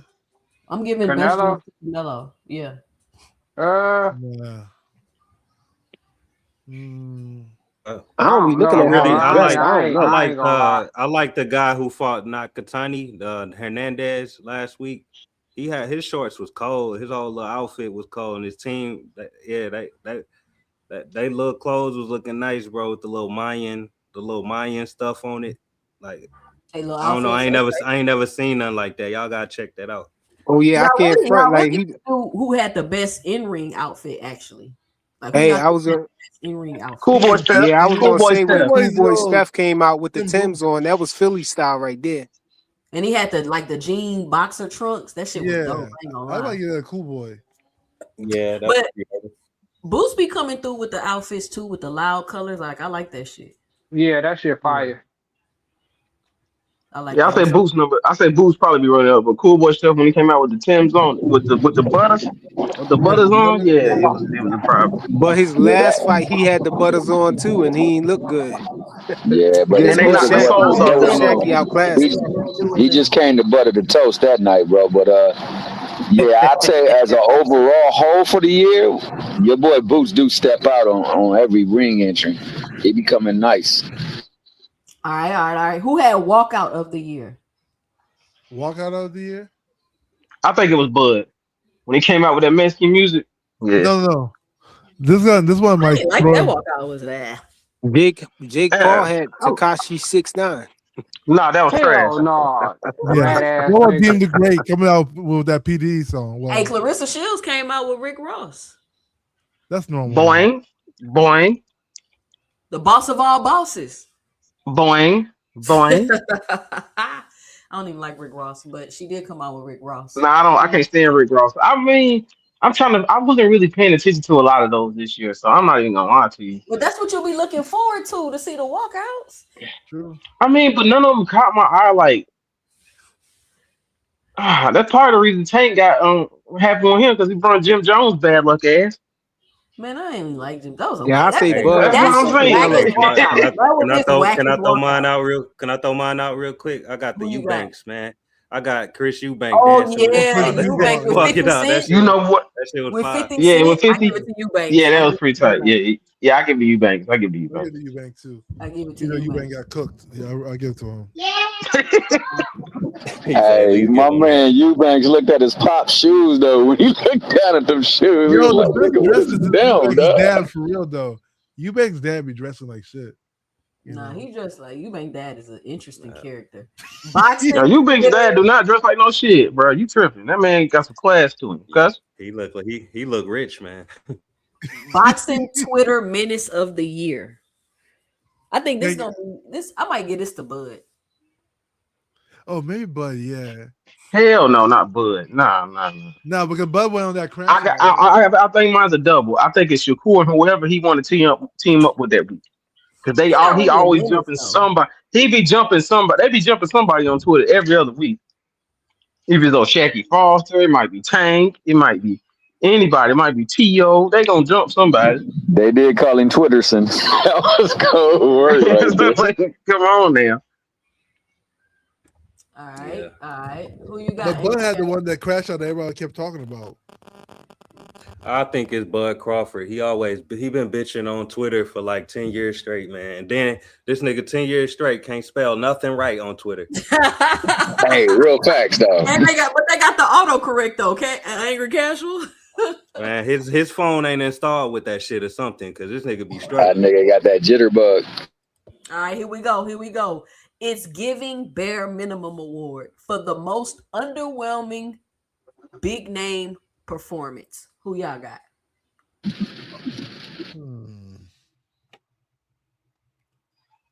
Junto Nakatani last week. That was pretty underwhelming. Yeah. That was disgusting. Was He it should have underwhelming, lost. though? I just thought he got one. Well, if that's a That's big name, underwhelming. then I gotta go with. I think T.O. looked pretty trash against Flaggy. Was that this year? Was that this Bare year? minimum award is Devin Haney versus Ramirez, if that was this year. Oh, that's a good one. I was gonna say that right there because of him being a big name. But the weakest performance by far, Stephen Fulton. I was so utterly disappointed in that. Which who? Yeah, he definitely did the bare minimum, and he didn't even do the bare minimum because he didn't even make weight. That nigga did nothing right. I'm sorry. Yeah, you might Devin right. Haney- Steve Fulton might Devin be Haney one. managed to break the record of Shakur Stevenson throwing the least punches in the fight. Like how? Yeah, that's mad. Then Canelo broke that. He wins Then hands down. Canelo broke it right after. Oh shit! You say William Skull end up breaking it against after Skull. Haney, huh? Yeah. Yeah, against Skull. You right. That would be winner But it right there. said big name. It said big name. William Skull ain't no big name. But Canelo's a big name. But Canelo is a big name. And honestly, a lot of people felt like he lost the fight. Yeah, because that nigga. If we gonna say that, we gotta say that draw. Lord Jesus, look, he came Here in we ready go, to jump man. on some fire. That Tank and Roach fight was a good fight. We gonna say It was Canelo. all right. It was all right. Nah, that Tank and Roach was a good fight. So you saying that Roach Pitbull draw that was a duper there, Rich? Nah, he said big name. Them niggas ain't big names. Who ain't a big name? Both them niggas big because of Tank, nigga. What you mean? Lamont Roach not a big name. Bro, you gotta, bro. So wait. So Shakur is a big name then? Yeah, in the sport of boxing. Hell yeah, Shakur a big name, bro. Okay, Come on. because I done heard a nigga say he wasn't a big name. Bro, you keep saying not a- what you he heard. not a niggas say, bro. superstar. That nigga He's a big bro. name, though. Rich, Stop this doing not- that shit, hold on. man. This not a Johnson bouncing Shakur session, Rich. Say that one more again. That nigga busted wide open, man. God damn. No, I'm fucking with y'all, man. But Nah, that sounds crazy, bro. Bro, dude, that nigga do that all the time, I'm bro. fucking with y'all. That sounds crazy. That's Rich. He loves Shakur Stevenson. That's his man. Oh yeah. Oh yeah. Yo. All right, let's see what we got next. All right, we got to run through them. It's almost time for me to hop off. I'm having fun though. This is good. Okay. Yo, Rich, you been talking kind of crazy lately, bro. What's up with you, Rich? You good? That's what I'm Lately, he saying. always Nah, been nah, nah, sounding nah. like I'm that. fucking. I'm Nah, you still big. remember what he said last night? I'm still big. Oh, nah. Don't bring that up, man. Oh yeah, then don't bring that up. What happens on two? Hold on. What's What wrong happens with on Rich? 2 Cents After Dark stays on 2 Cents After Dark. Once I get my members only section going, I'm gonna put all my 2 Cents After Darks under the members only section. But That shit crazy. that was egregious. I'm not gonna lie, that was crazy. Coach Cap of the Year. Coach Cap of the Year. Brian For the Norman Sr. trainer- Hold on. Brian For the Norman trainer- Sr. Hold on. No for way. the trainer who hyped their fighter just to watch them fold. Brian Norman You already Sr. know. Virgil Fowl. Brian Norman Sr. It and could then be it'll be Virgil Ortiz Sr. for sure. In his goddamn manager. That in the 5 That styles. nigga wrote 5 styles of boxing. a 4-page letter like a Leah, man. The nigga wrote Bro. a 4-page letter talking about boots this, boots that. Like he was mad as hell. That nigga, I don't know. He might got that. He definitely passed. What was it called? I ain't gonna lie. Nah. Floyd Schofield the worst. Yeah, Yeah. The 5 Yeah. styles of boxing. Nah. No, after that Nah, nigga but lied the and son said, won. after that nigga said that he couldn't, the police let the nigga go because the car was cold and it haven't been drove and Hey, they they found felt drugs the in that hood, baby bitch. boy. Bro, I don't think nobody topped that shit. Hey, that's what the boy Skull, Ani Skull said. He said that the reason why they let him go is because the cop the tow truck driver felt the hood and told the cops, "Nah, it couldn't be him, dog. This is a code." That's crazy. I'm not That gonna lie. For Virgil to look Boots in his eyes and say they was gonna take that fight after he knocked out or he beat Madrimov, and then Boots said, "Look, don't make no excuses and don't duck me, bro." Boots told him, said, "Listen, you say you're gonna fight. Don't get your way out of this fight, bro." And so then for Virgil Senior to write 30,000 characters and other fighters was catching subs and people was like, I don't know, man. That looked really bad for Virgil, bro. Yeah. And it's still really looking bad. looking You got niggas trying to you got this motherfucking manager trying to expose the network because he want him to fight Boots. Like that shit, man, crazy. But paid and Preem though, it's about the fighter losing though, bigging him up and then losing. That's freaking Norman all day long, dog. Oh yeah. I had to eat, bro. I had to eat mad crow behind that shit, bro. I don't know. I feel like Captain, you lying, right? So you get in the ring with Boots and say that you ready to fight, and it's gonna be next, and then you do some whole other shit. He just basically did what Nino Brown did at the end of the movie. If I gotta fight Boots, I'm taking everybody down. Like I'm taking the networks down. I'm taking this person down. That's what he did. So I don't know, man. Hey, that I can't even disagree with that. But hey, real quick. Go ahead. No, I was just gonna say, even there, your boy Norman promised that he wanted to fight Boots. Remember, it was a $500,000 difference, and it would have been a fight. Oh yeah, because he was going to guarantee knock him out. But I don't know. Hey, I feel like we gotta say Schofield Senior was capping all year. It's most likely he was capping all year. I think they kind of pulled out of 2 fights. I think Schofield definitely won that award for sure. Yeah. When did son lose though? But it's too many. No, he never got in the. Oh, you mean when he pulled out the fight? Got you. Yeah, I got you. You're right. That's hands down. You're right. Somebody said Barry Hunter. That's a good one. Barry Hunter from Headbangers? Huh? Oh, because of the tank draw? Oh no, not Barry Hunter. I'm thinking of Bread Man. But what Barry Hunter? He said Barry Hunter though. No, I'm thinking about Bread Man. I'm thinking of Bread. Like Bread Man always got all the answers, but his fighters can't never get their conditioning up. I swear, Brad Man is a pimp on the low, man. Like that nigga super smooth, bro. Yeah, hey, for real. I never seen him. Only time I seen him raise his voice is when I forgot what fight it was when they stopped this fighter. I think it was Adamas versus J-Rock, right?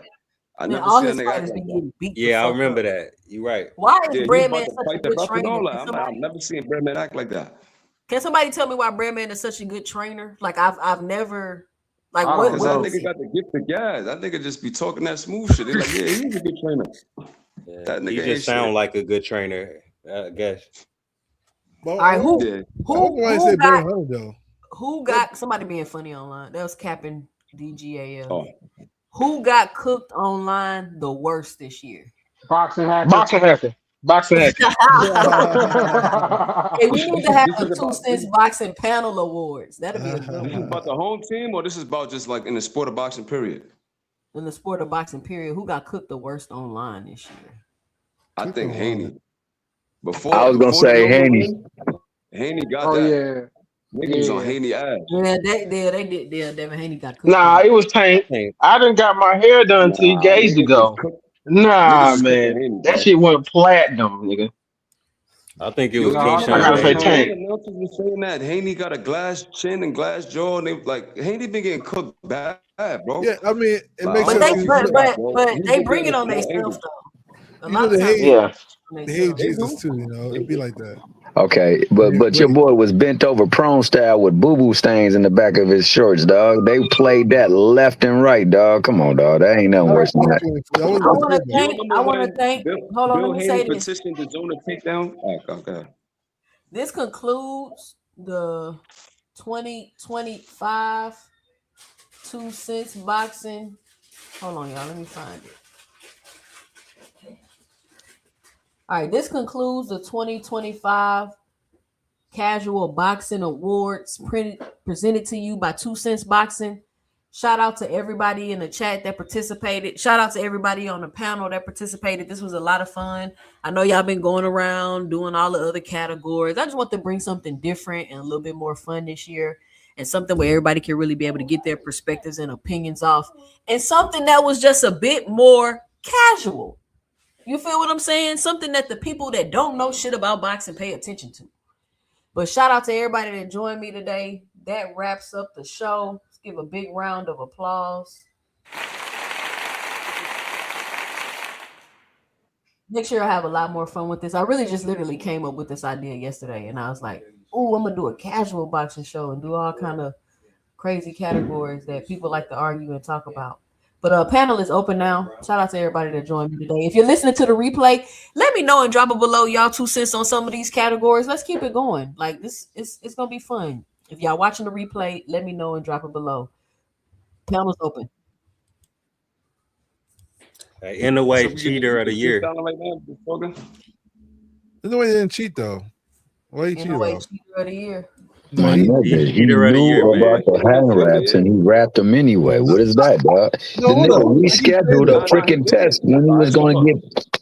Hold on, let me get that super chat. Shout out to Mr. Greg with the $10 in the super chat. He says, "All of you have a great and safe New Year's. See you all Friday." That's right.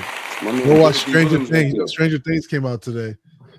Yo, I heard that he was the Ron Isley. No, it wasn't Ron Isley. What you call him, Nah, Supreme? Billy D. Williams. Shout out to the Billy D. Williams Mr. of the YouTube streets. Mr. Greg, listen, Mr. Yesterday, Greg is. I Mr. don't Greg know shot what the to call him. 18 months, nigga. I said, what? Hey, Mr. Greg is that guy. Mr. Greg has always encouraged me ever since he first met me and I first started my channel. He was just like, "You should have some these different shows." This is like Mr. Greg encouraged me to, differentiate each of my shows to make sure that there's something different. You know what I'm saying? Versus y'all just coming in here and I'm just talking the same thing every week. Just try to make it a little bit more fun. But I can't wait to see what happens in 2026. And I'm gonna be real.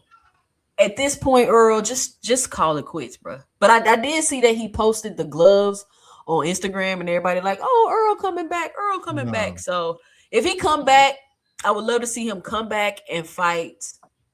What's his face? Keith Thurman. No, why is his name?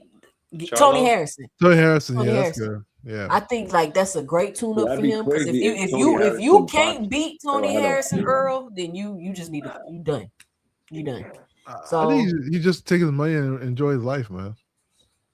Well, Yeah. I think he should do whatever he want to do. So if he Yeah. want to come back and fight Tony Harrison, then let him come back and fight Well, Tony Harrison. I'll definitely support him.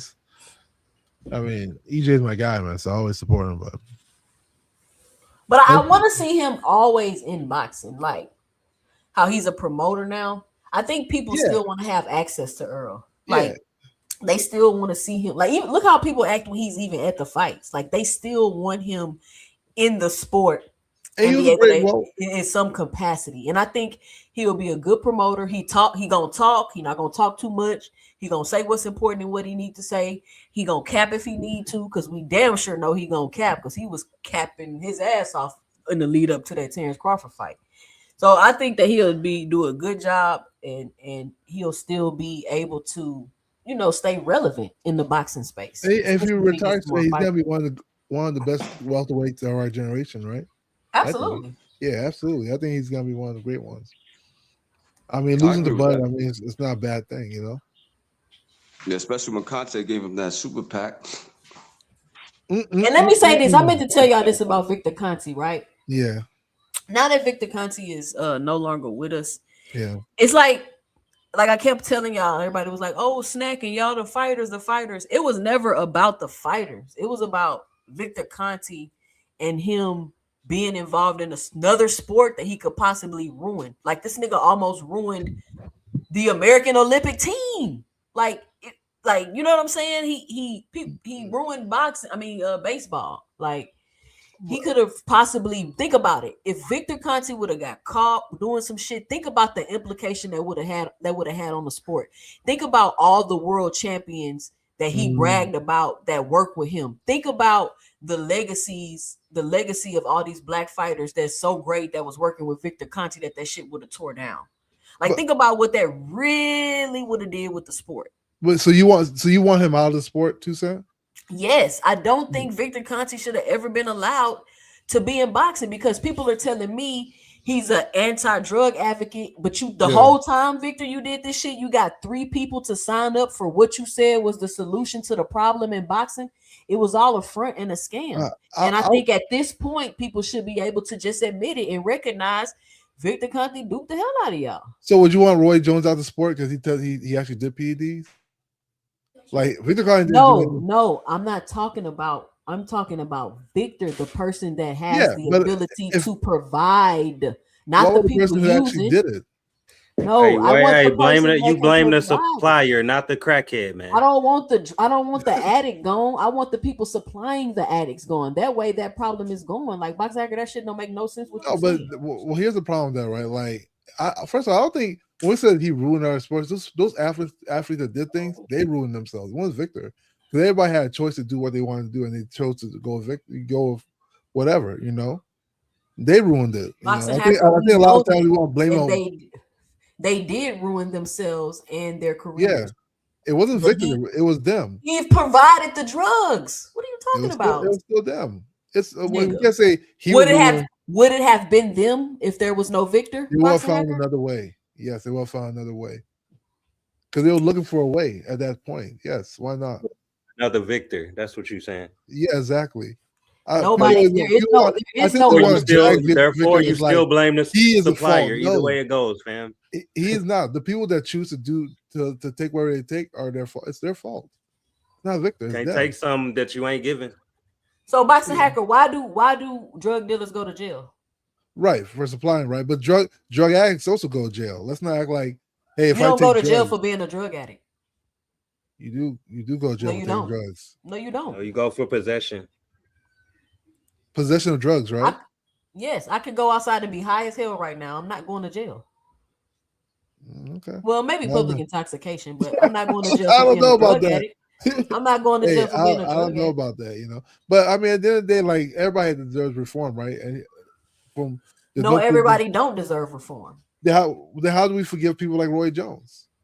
Boxing Hacker. If you do something illegal in a bank, they're not going to let you come back and work in the bank. Victor's never done anything illegal in boxing, but he's done it illegal in sports. What are you talking about? Yeah, but it's not been in boxing. But we forget people. So he has to do it in each sport. I'm about to kick you off of here, boxing. No, hold on. We forget people that do something illegal in boxing. Like we forget people who do illegal shit in boxing. but we can't forgive somebody who didn't do anything illegal in boxing. Doesn't make any sense. All right, bro. You defended OJ too, didn't you? It's not about defending. It's just, just reality. Like at the end of the day, he did what he did, right? He did what he did. He got his 6 months, whatever. And since then, it looked like he became an advocate. I see nothing wrong with it. What did he do to make you think he became an advocate? Because I just broke down his advocacy. Yeah, so advocacy, he speaks against PED in boxing. So that makes so talking. Yeah, so talking is basically his advocacy. Talking is advocacy. Boxing hacker.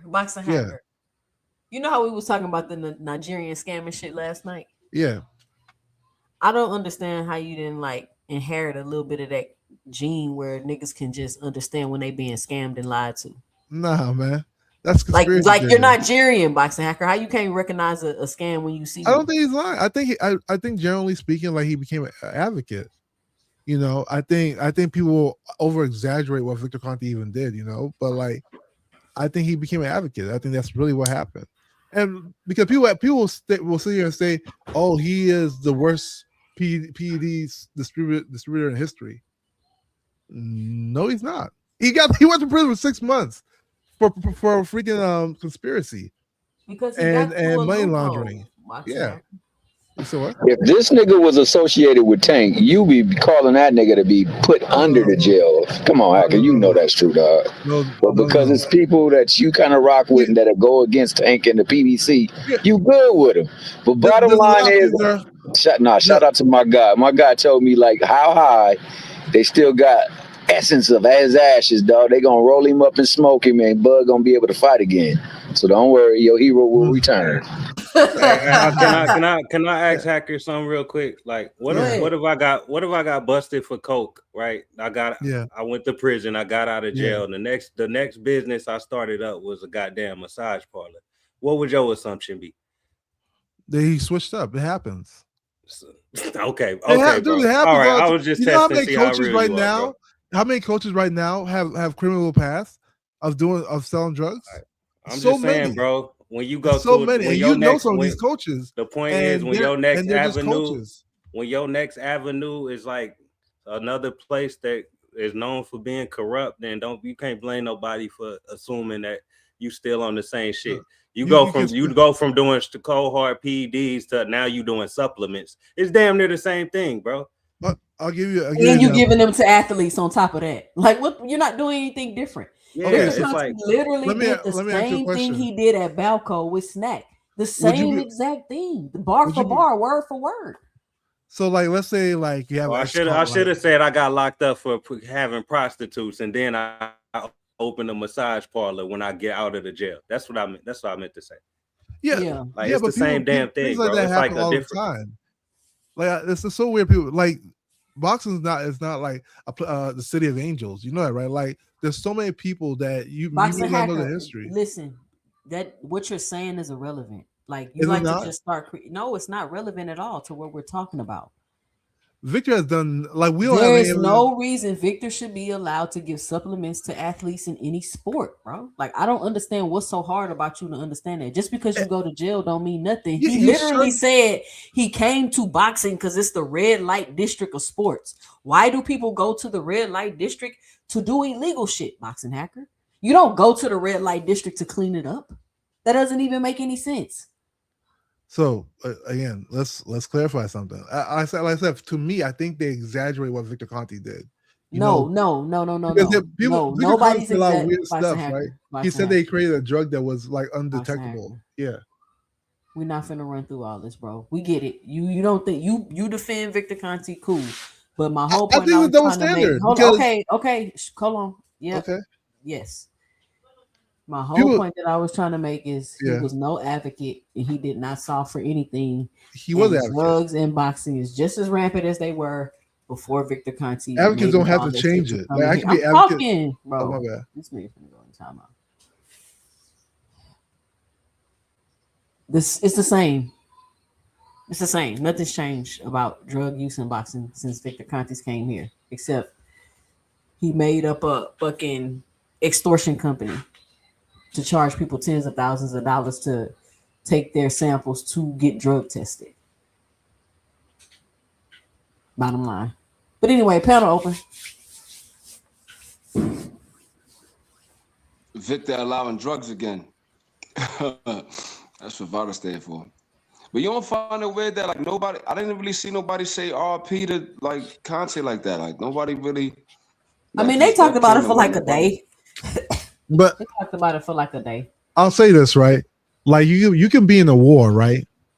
And the war can continue. I can talk against the war. I'm an anti-war advocate. I don't have to stop the war. The war could be at its worst. As long as I'm talking against it, that makes me an advocate. The Victor talk against PD use of boxing, he did. So by definition, you gotta call him an advocate. You don't have to change. Sense put the music on your ass, man. You're talking some bullshit. No, but it's the truth. It's just by way of definition. Okay, we got it, Boxing Hacker. Yeah, I don't know. All right. Victor, We're gonna go around the panel, let everybody. We're gonna let everybody get their final 2 cents off. I gotta go somewhere for New Year's Eve, so I gotta get dressed and ready. Good time with y'all. If you listen to the replay, make sure you let me know and drop it below your 2 cents for your winners for the casual awards for the first annual 2 cents boxing casual awards. We're gonna start with you, Thomas Hill. What's your final 2 cents? What you got for the show? And let me say Happy New Year to everybody. I hope everybody, got they go. I'm going off because I'm not. Hey, all I gotta say is, man, everybody, it's been a pleasure sharing some of these panels with you, sharing the chat with you, conversing with you about the topics that we normally discuss, having good times, man. I never take anything personal. For the most part, I love when people talk and disagree because that's how we get conversation going. I just hope that we can keep it respectful. I wish that we can respect the fighters a little bit more better than we do, man, and realize that they unfortunately are not in control of their careers most of the time. And while you guys are getting prepared for bringing in the new year, you guys be safe, gather with the ones you care for, trust, love, and have a great time with that, man, and hopefully have a better 2026 than you had in 2025, all the way around with yourselves and also in the sport of boxing and everything that we discussed, man. Everybody have a blessed and safe night. All right. Shout out Thomas Hill. Happy New Year to you. Boxing Hacker, what's your final 2 cents? What you got for the show? First of all, everybody stop hating on Victor, man. R.I.P. Victor. Angry Casual, what's your final 2 cents? What you got for the show? As a casual against corruption, I must remind you before the year is over, John Beck cheated, Matias cheated, Inoue cheated, niggas cheated this year, man. We gotta put emphasis on that, man. We gotta get these cheaters out. Gotta get these cheaters out of boxing. Inoue cheated. 3 strikes you out, man. After 3 times of somebody's being suspicious of you, that's Fulton, Donaire, and now Picasso, and the commission. Hey, 3 strikes you out, man. You no longer getting the benefit of the doubt for me. Get these cheaters out of boxing, man. I'm out. Shout out Angry Casual. I'm gonna put some content in the air in the field, man. We gonna smoke him like on some high shit, man. Man, that nigga. Boxing Hacker, what's your final 2 cents? You're wild, you said. Oh yeah, shouts out to the panel. I'm about to go watch Stranger Things. Everybody watch the final episode of Stranger Things. It's gonna be fire. This year has been quite a doozy. I think we've had 2 greats show up. We saw the Terrence Crawford finally get what he deserved. To be seen as his greatness really be seen in the sport of boxing. Devin Haney finally gets to, be born again, because people hate on Devin for so much. They doubted Devin. They made fun of him, say the glass jaw, couldn't box, this and that, but he rose. So shouts out to him. I think 2020. I found it very interesting that you said born again, because you niggas was calling him Black Jesus and shit like that, man. That's right. That's Black Jesus right there. These niggas are talking, man. That's Black Jesus, baby. Salute to Dream Devin Haney for that. I think next year is gonna be Black Jesus, nigga. Huh? I wasn't one who called. The first one I heard Black Jesus from was 78 Sports TV. They call him Black Jesus. So I was like, oh, that's pretty. I ain't gonna lie, pretty- that's some real dick eating shit, bro. Like you calling like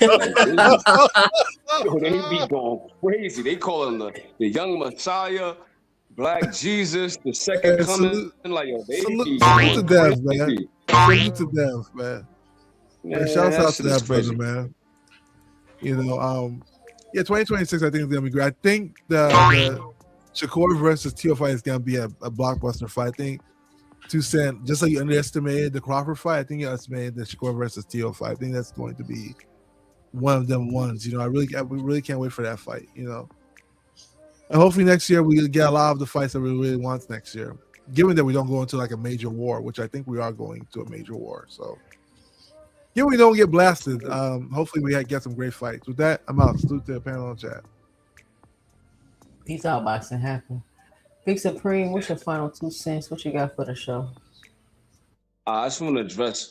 I don't know why bro said Anyway's a cheater. Like, but he just seems like you don't like Anyway for whatever reason.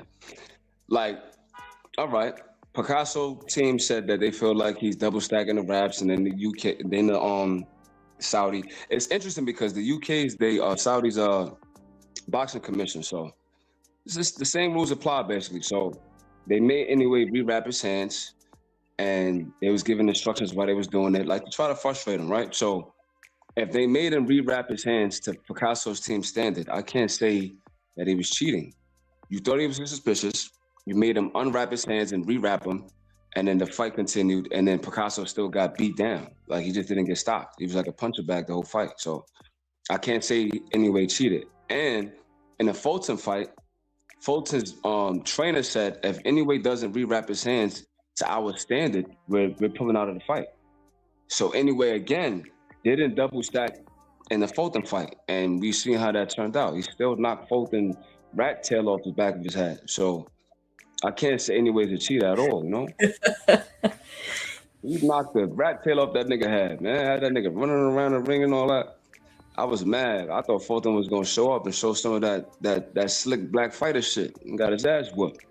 Man, Fulton, I'm sick of Fulton. Like, I'm sick of that nigga too. Yeah, I'm sick of Fulton. Like, I'm done with Fulton for I don't know sure. why he moved up to 135 from 126, bro. Like, you jumped up 10 pounds and then got demolished. Like, he lost it. Like, what's wrong with that kid?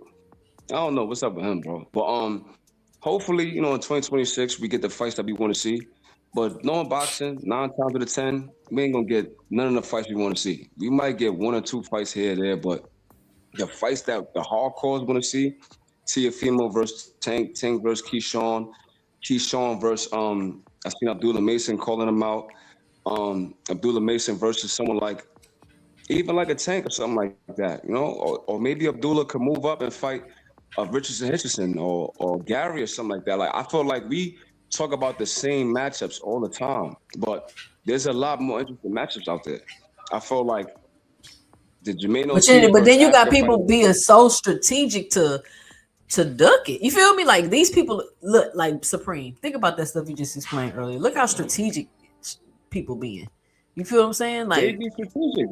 They be. Because my thing is this, right? And I wanted to say that Shakur, I forgot which award it was, but I think Shakur got one already, right? But that was a bad fight versus Pally.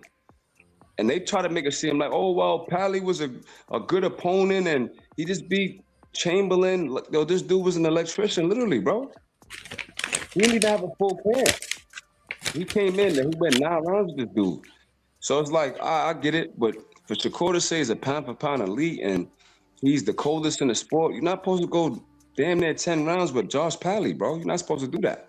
So I just feel like a lot of people, like, we got to stop with the picking and choosing, bro. Like, when Tank kneeled, we gave him hell for that, for sure. Like, so it's not like we don't give everybody the same smoke. I feel like a lot of dudes, they just like very selective, you know? And in 2026, I just want to see like really, really good matchups. Like, even if I don't get the fights that I want to see, that we all want to see, I just want really, really good matchups. Where, like, if it's not 50-50, it's close. Give me a Boost versus Virgil. I looked at Janet back. He's looking unstoppable at 160 right now. Put Janet Beck versus Yo-Yo Hernandez, the black kid from Cuba that's looking like the boogeyman right now. Nobody want to fight that kid, Janet Beck included. That'd be a good fight. I don't want to see Tim Tszyu versus Fondora in the trilogy or Tim Tszyu versus Charlo because he's gonna get washed. Why not give us Tim Tszyu versus Spence? I think that'd be an interesting comeback fight for him. I think that'd be a good way for Spence to end his career because he's been talking mad shit for the longest. Like I couldn't wait for Tim Tszyu to get exposed, and I just thought it would take a little bit longer. But I guess PBC was tired of that nigga too. And I thought about something like he called out Virgil and said that he was gonna do this, that, and the third. I think he was gonna make like 10 million on that fight, or probably a little bit more. I can't get over the fact that he pulled out of a fight where he would have made 10, 15 million to fight Bakram and the 300. But that was to go with Turkey, right? So that shit's kind of like fugazi for real, though. It is, but you look at the PBC fighters that went over there. Benavidez went over there. Morrell went over there. Like, they going over there and getting these bags. I think Morrell got like more than, I think he got 750,000 to fight the Russian kid. And the other guy from Belarus, I think, the one that fought Beterbiev, I'm not remembering his name, Kalajic. He got 750,000 to fight Kalajic. Kalajic is a complete nobody.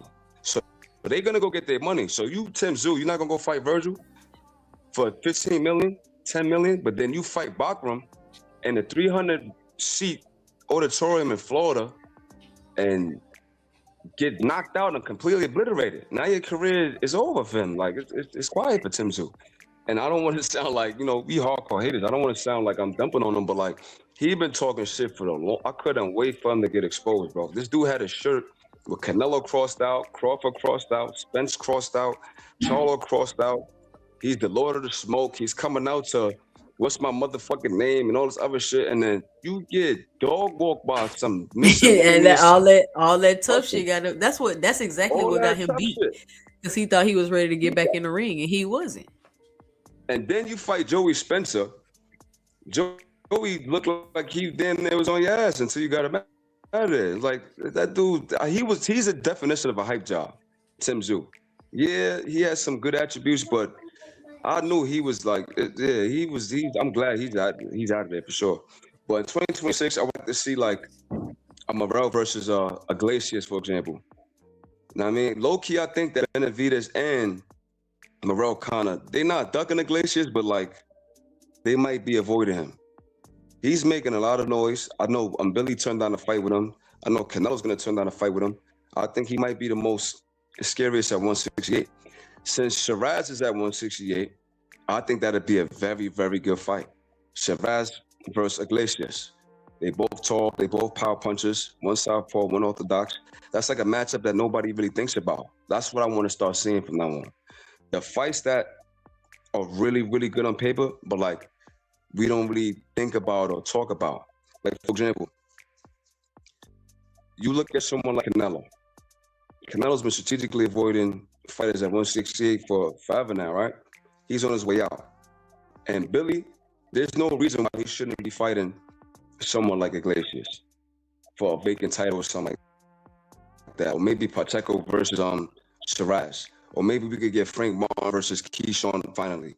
Let's get someone like Africa in the ring with Andy Hiroko or Gary or something like that. Like, we know we're not going to get the big money fights as far as Tank and Shakur, Tank and Tio. I don't see that happening no time soon. They made us wait forever for Mayweather versus Pac. So I don't think that's like the thing we should be looking forward to this year. We should be looking for like really, really good matchups that are going to be bangers. And I feel like that's what I want to see more of, And I feel like Turkey got the money to make these fights happen. So I don't get why wouldn't Andy Hiroko come to Riyadh season when he's a nondescript fighter in Japan? He'll take a Jermaine Ortiz fight and get 500,000 or something like that. That's a great fight for the hardcore. So I don't know why we can't get these kind of matchups more often. I get it. You want to build your fighter and you want to lead their careers. That's all duck talk. Hopefully in 2026, there's no more ducking. If we can't get the big money fight, then we want to see you fight at least a top 3, top 4 contender. That's nothing to ask for. Why Williams Zepeda can't fight Sam Noakes? You look bad 2 times versus Seven Farmer. Shakur boxed your head off. It's not like you was a big ticket seller. Why you can't go fight Sam Noakes in the UK? Sam Noakes is a big name in the UK. The UK has the most supportive fan base besides Mexicans. That'd be a big money fight within itself. And I think that'd be a banger. Two fighters is gonna come forward, not take a back step. Man, Why not Zepeda get gonna that get fight? stopped trying to fight Sam Noakes. I That's know a he bad is. style I just want to see him matchup. get That's stopped, why they. man. That's why they not finna fight. I'm just saying. Oscar I not advocate for him finna to do get that. stopped, man. You know Oscar ain't Yeah, I finna know, do but like this nigga got 30 fights and he looked like he's 80 years old in the face. Like, how long we gonna wait for Zepeda to step up, man? that. How old he Like, look? what we gonna do? He Come on, Benjamin he look Button. 80 in the face. That nigga look like an 80-year-old Jackie Chan if he was born in Mexico, man. He looks crazy to me. Like when I found out he was like 24, I'm like, how, Sway? He's Like this nigga look crazy. 24. He's like 24, He's 25. 24. Like he's kind of young. No, I swear to God. no. The oldest he is 27, bro. Oldest Somebody he is. I'm look like, up this how nigga old look Williams like Zepeda is. The Williams that Zepeda nigga old.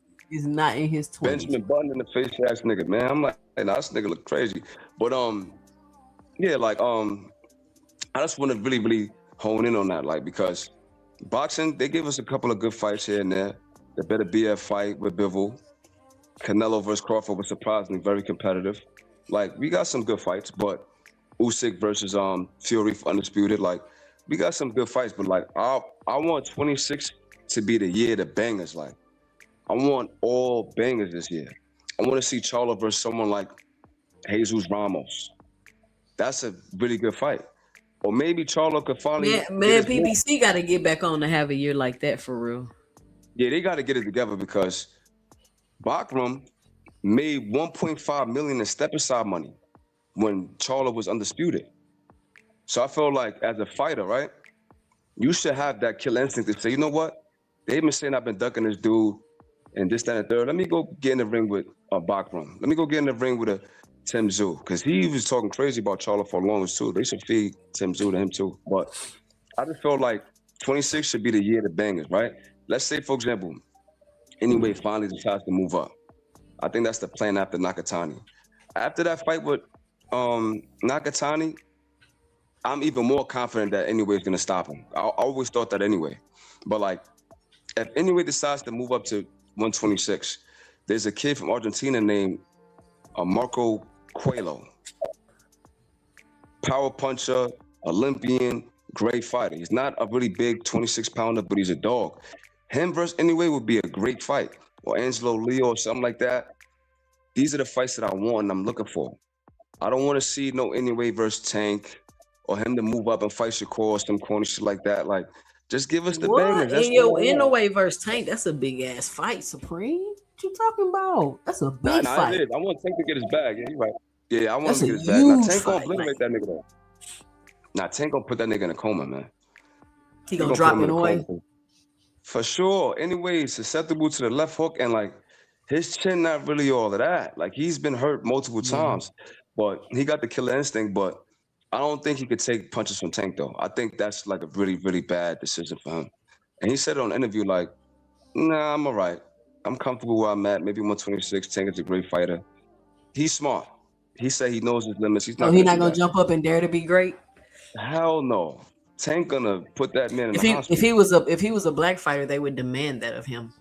You know that. They would be like, man, anyway, he's a coward. Look, he's a runner. Like all this other goofy shit they be doing.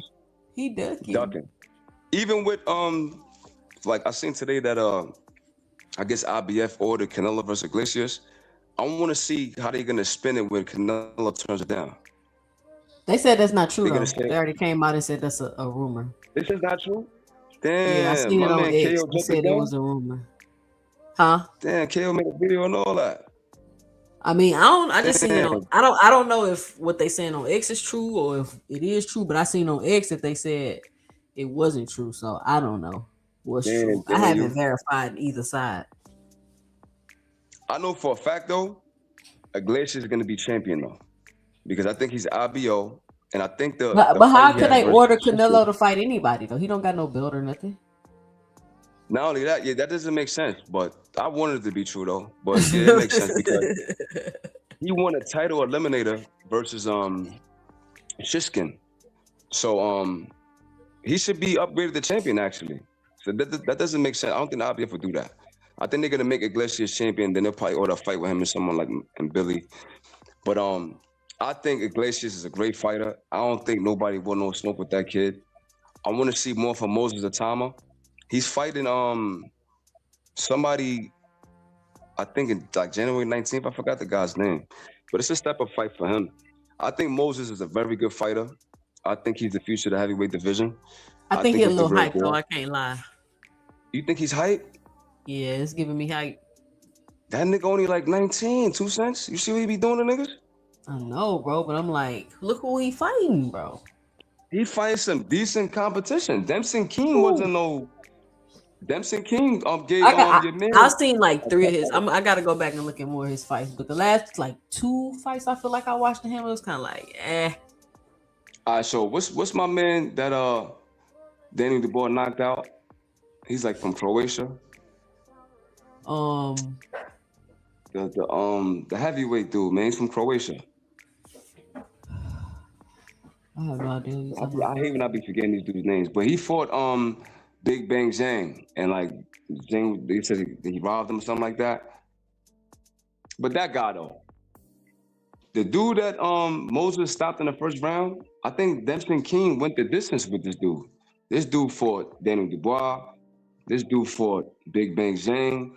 He fought a lot of good fighters. Now I get it, triangle theories don't work, but for Moses to be like 19, 20, he's looking really, really sharp and really good. I'm not gonna lie. Like I think he's the future.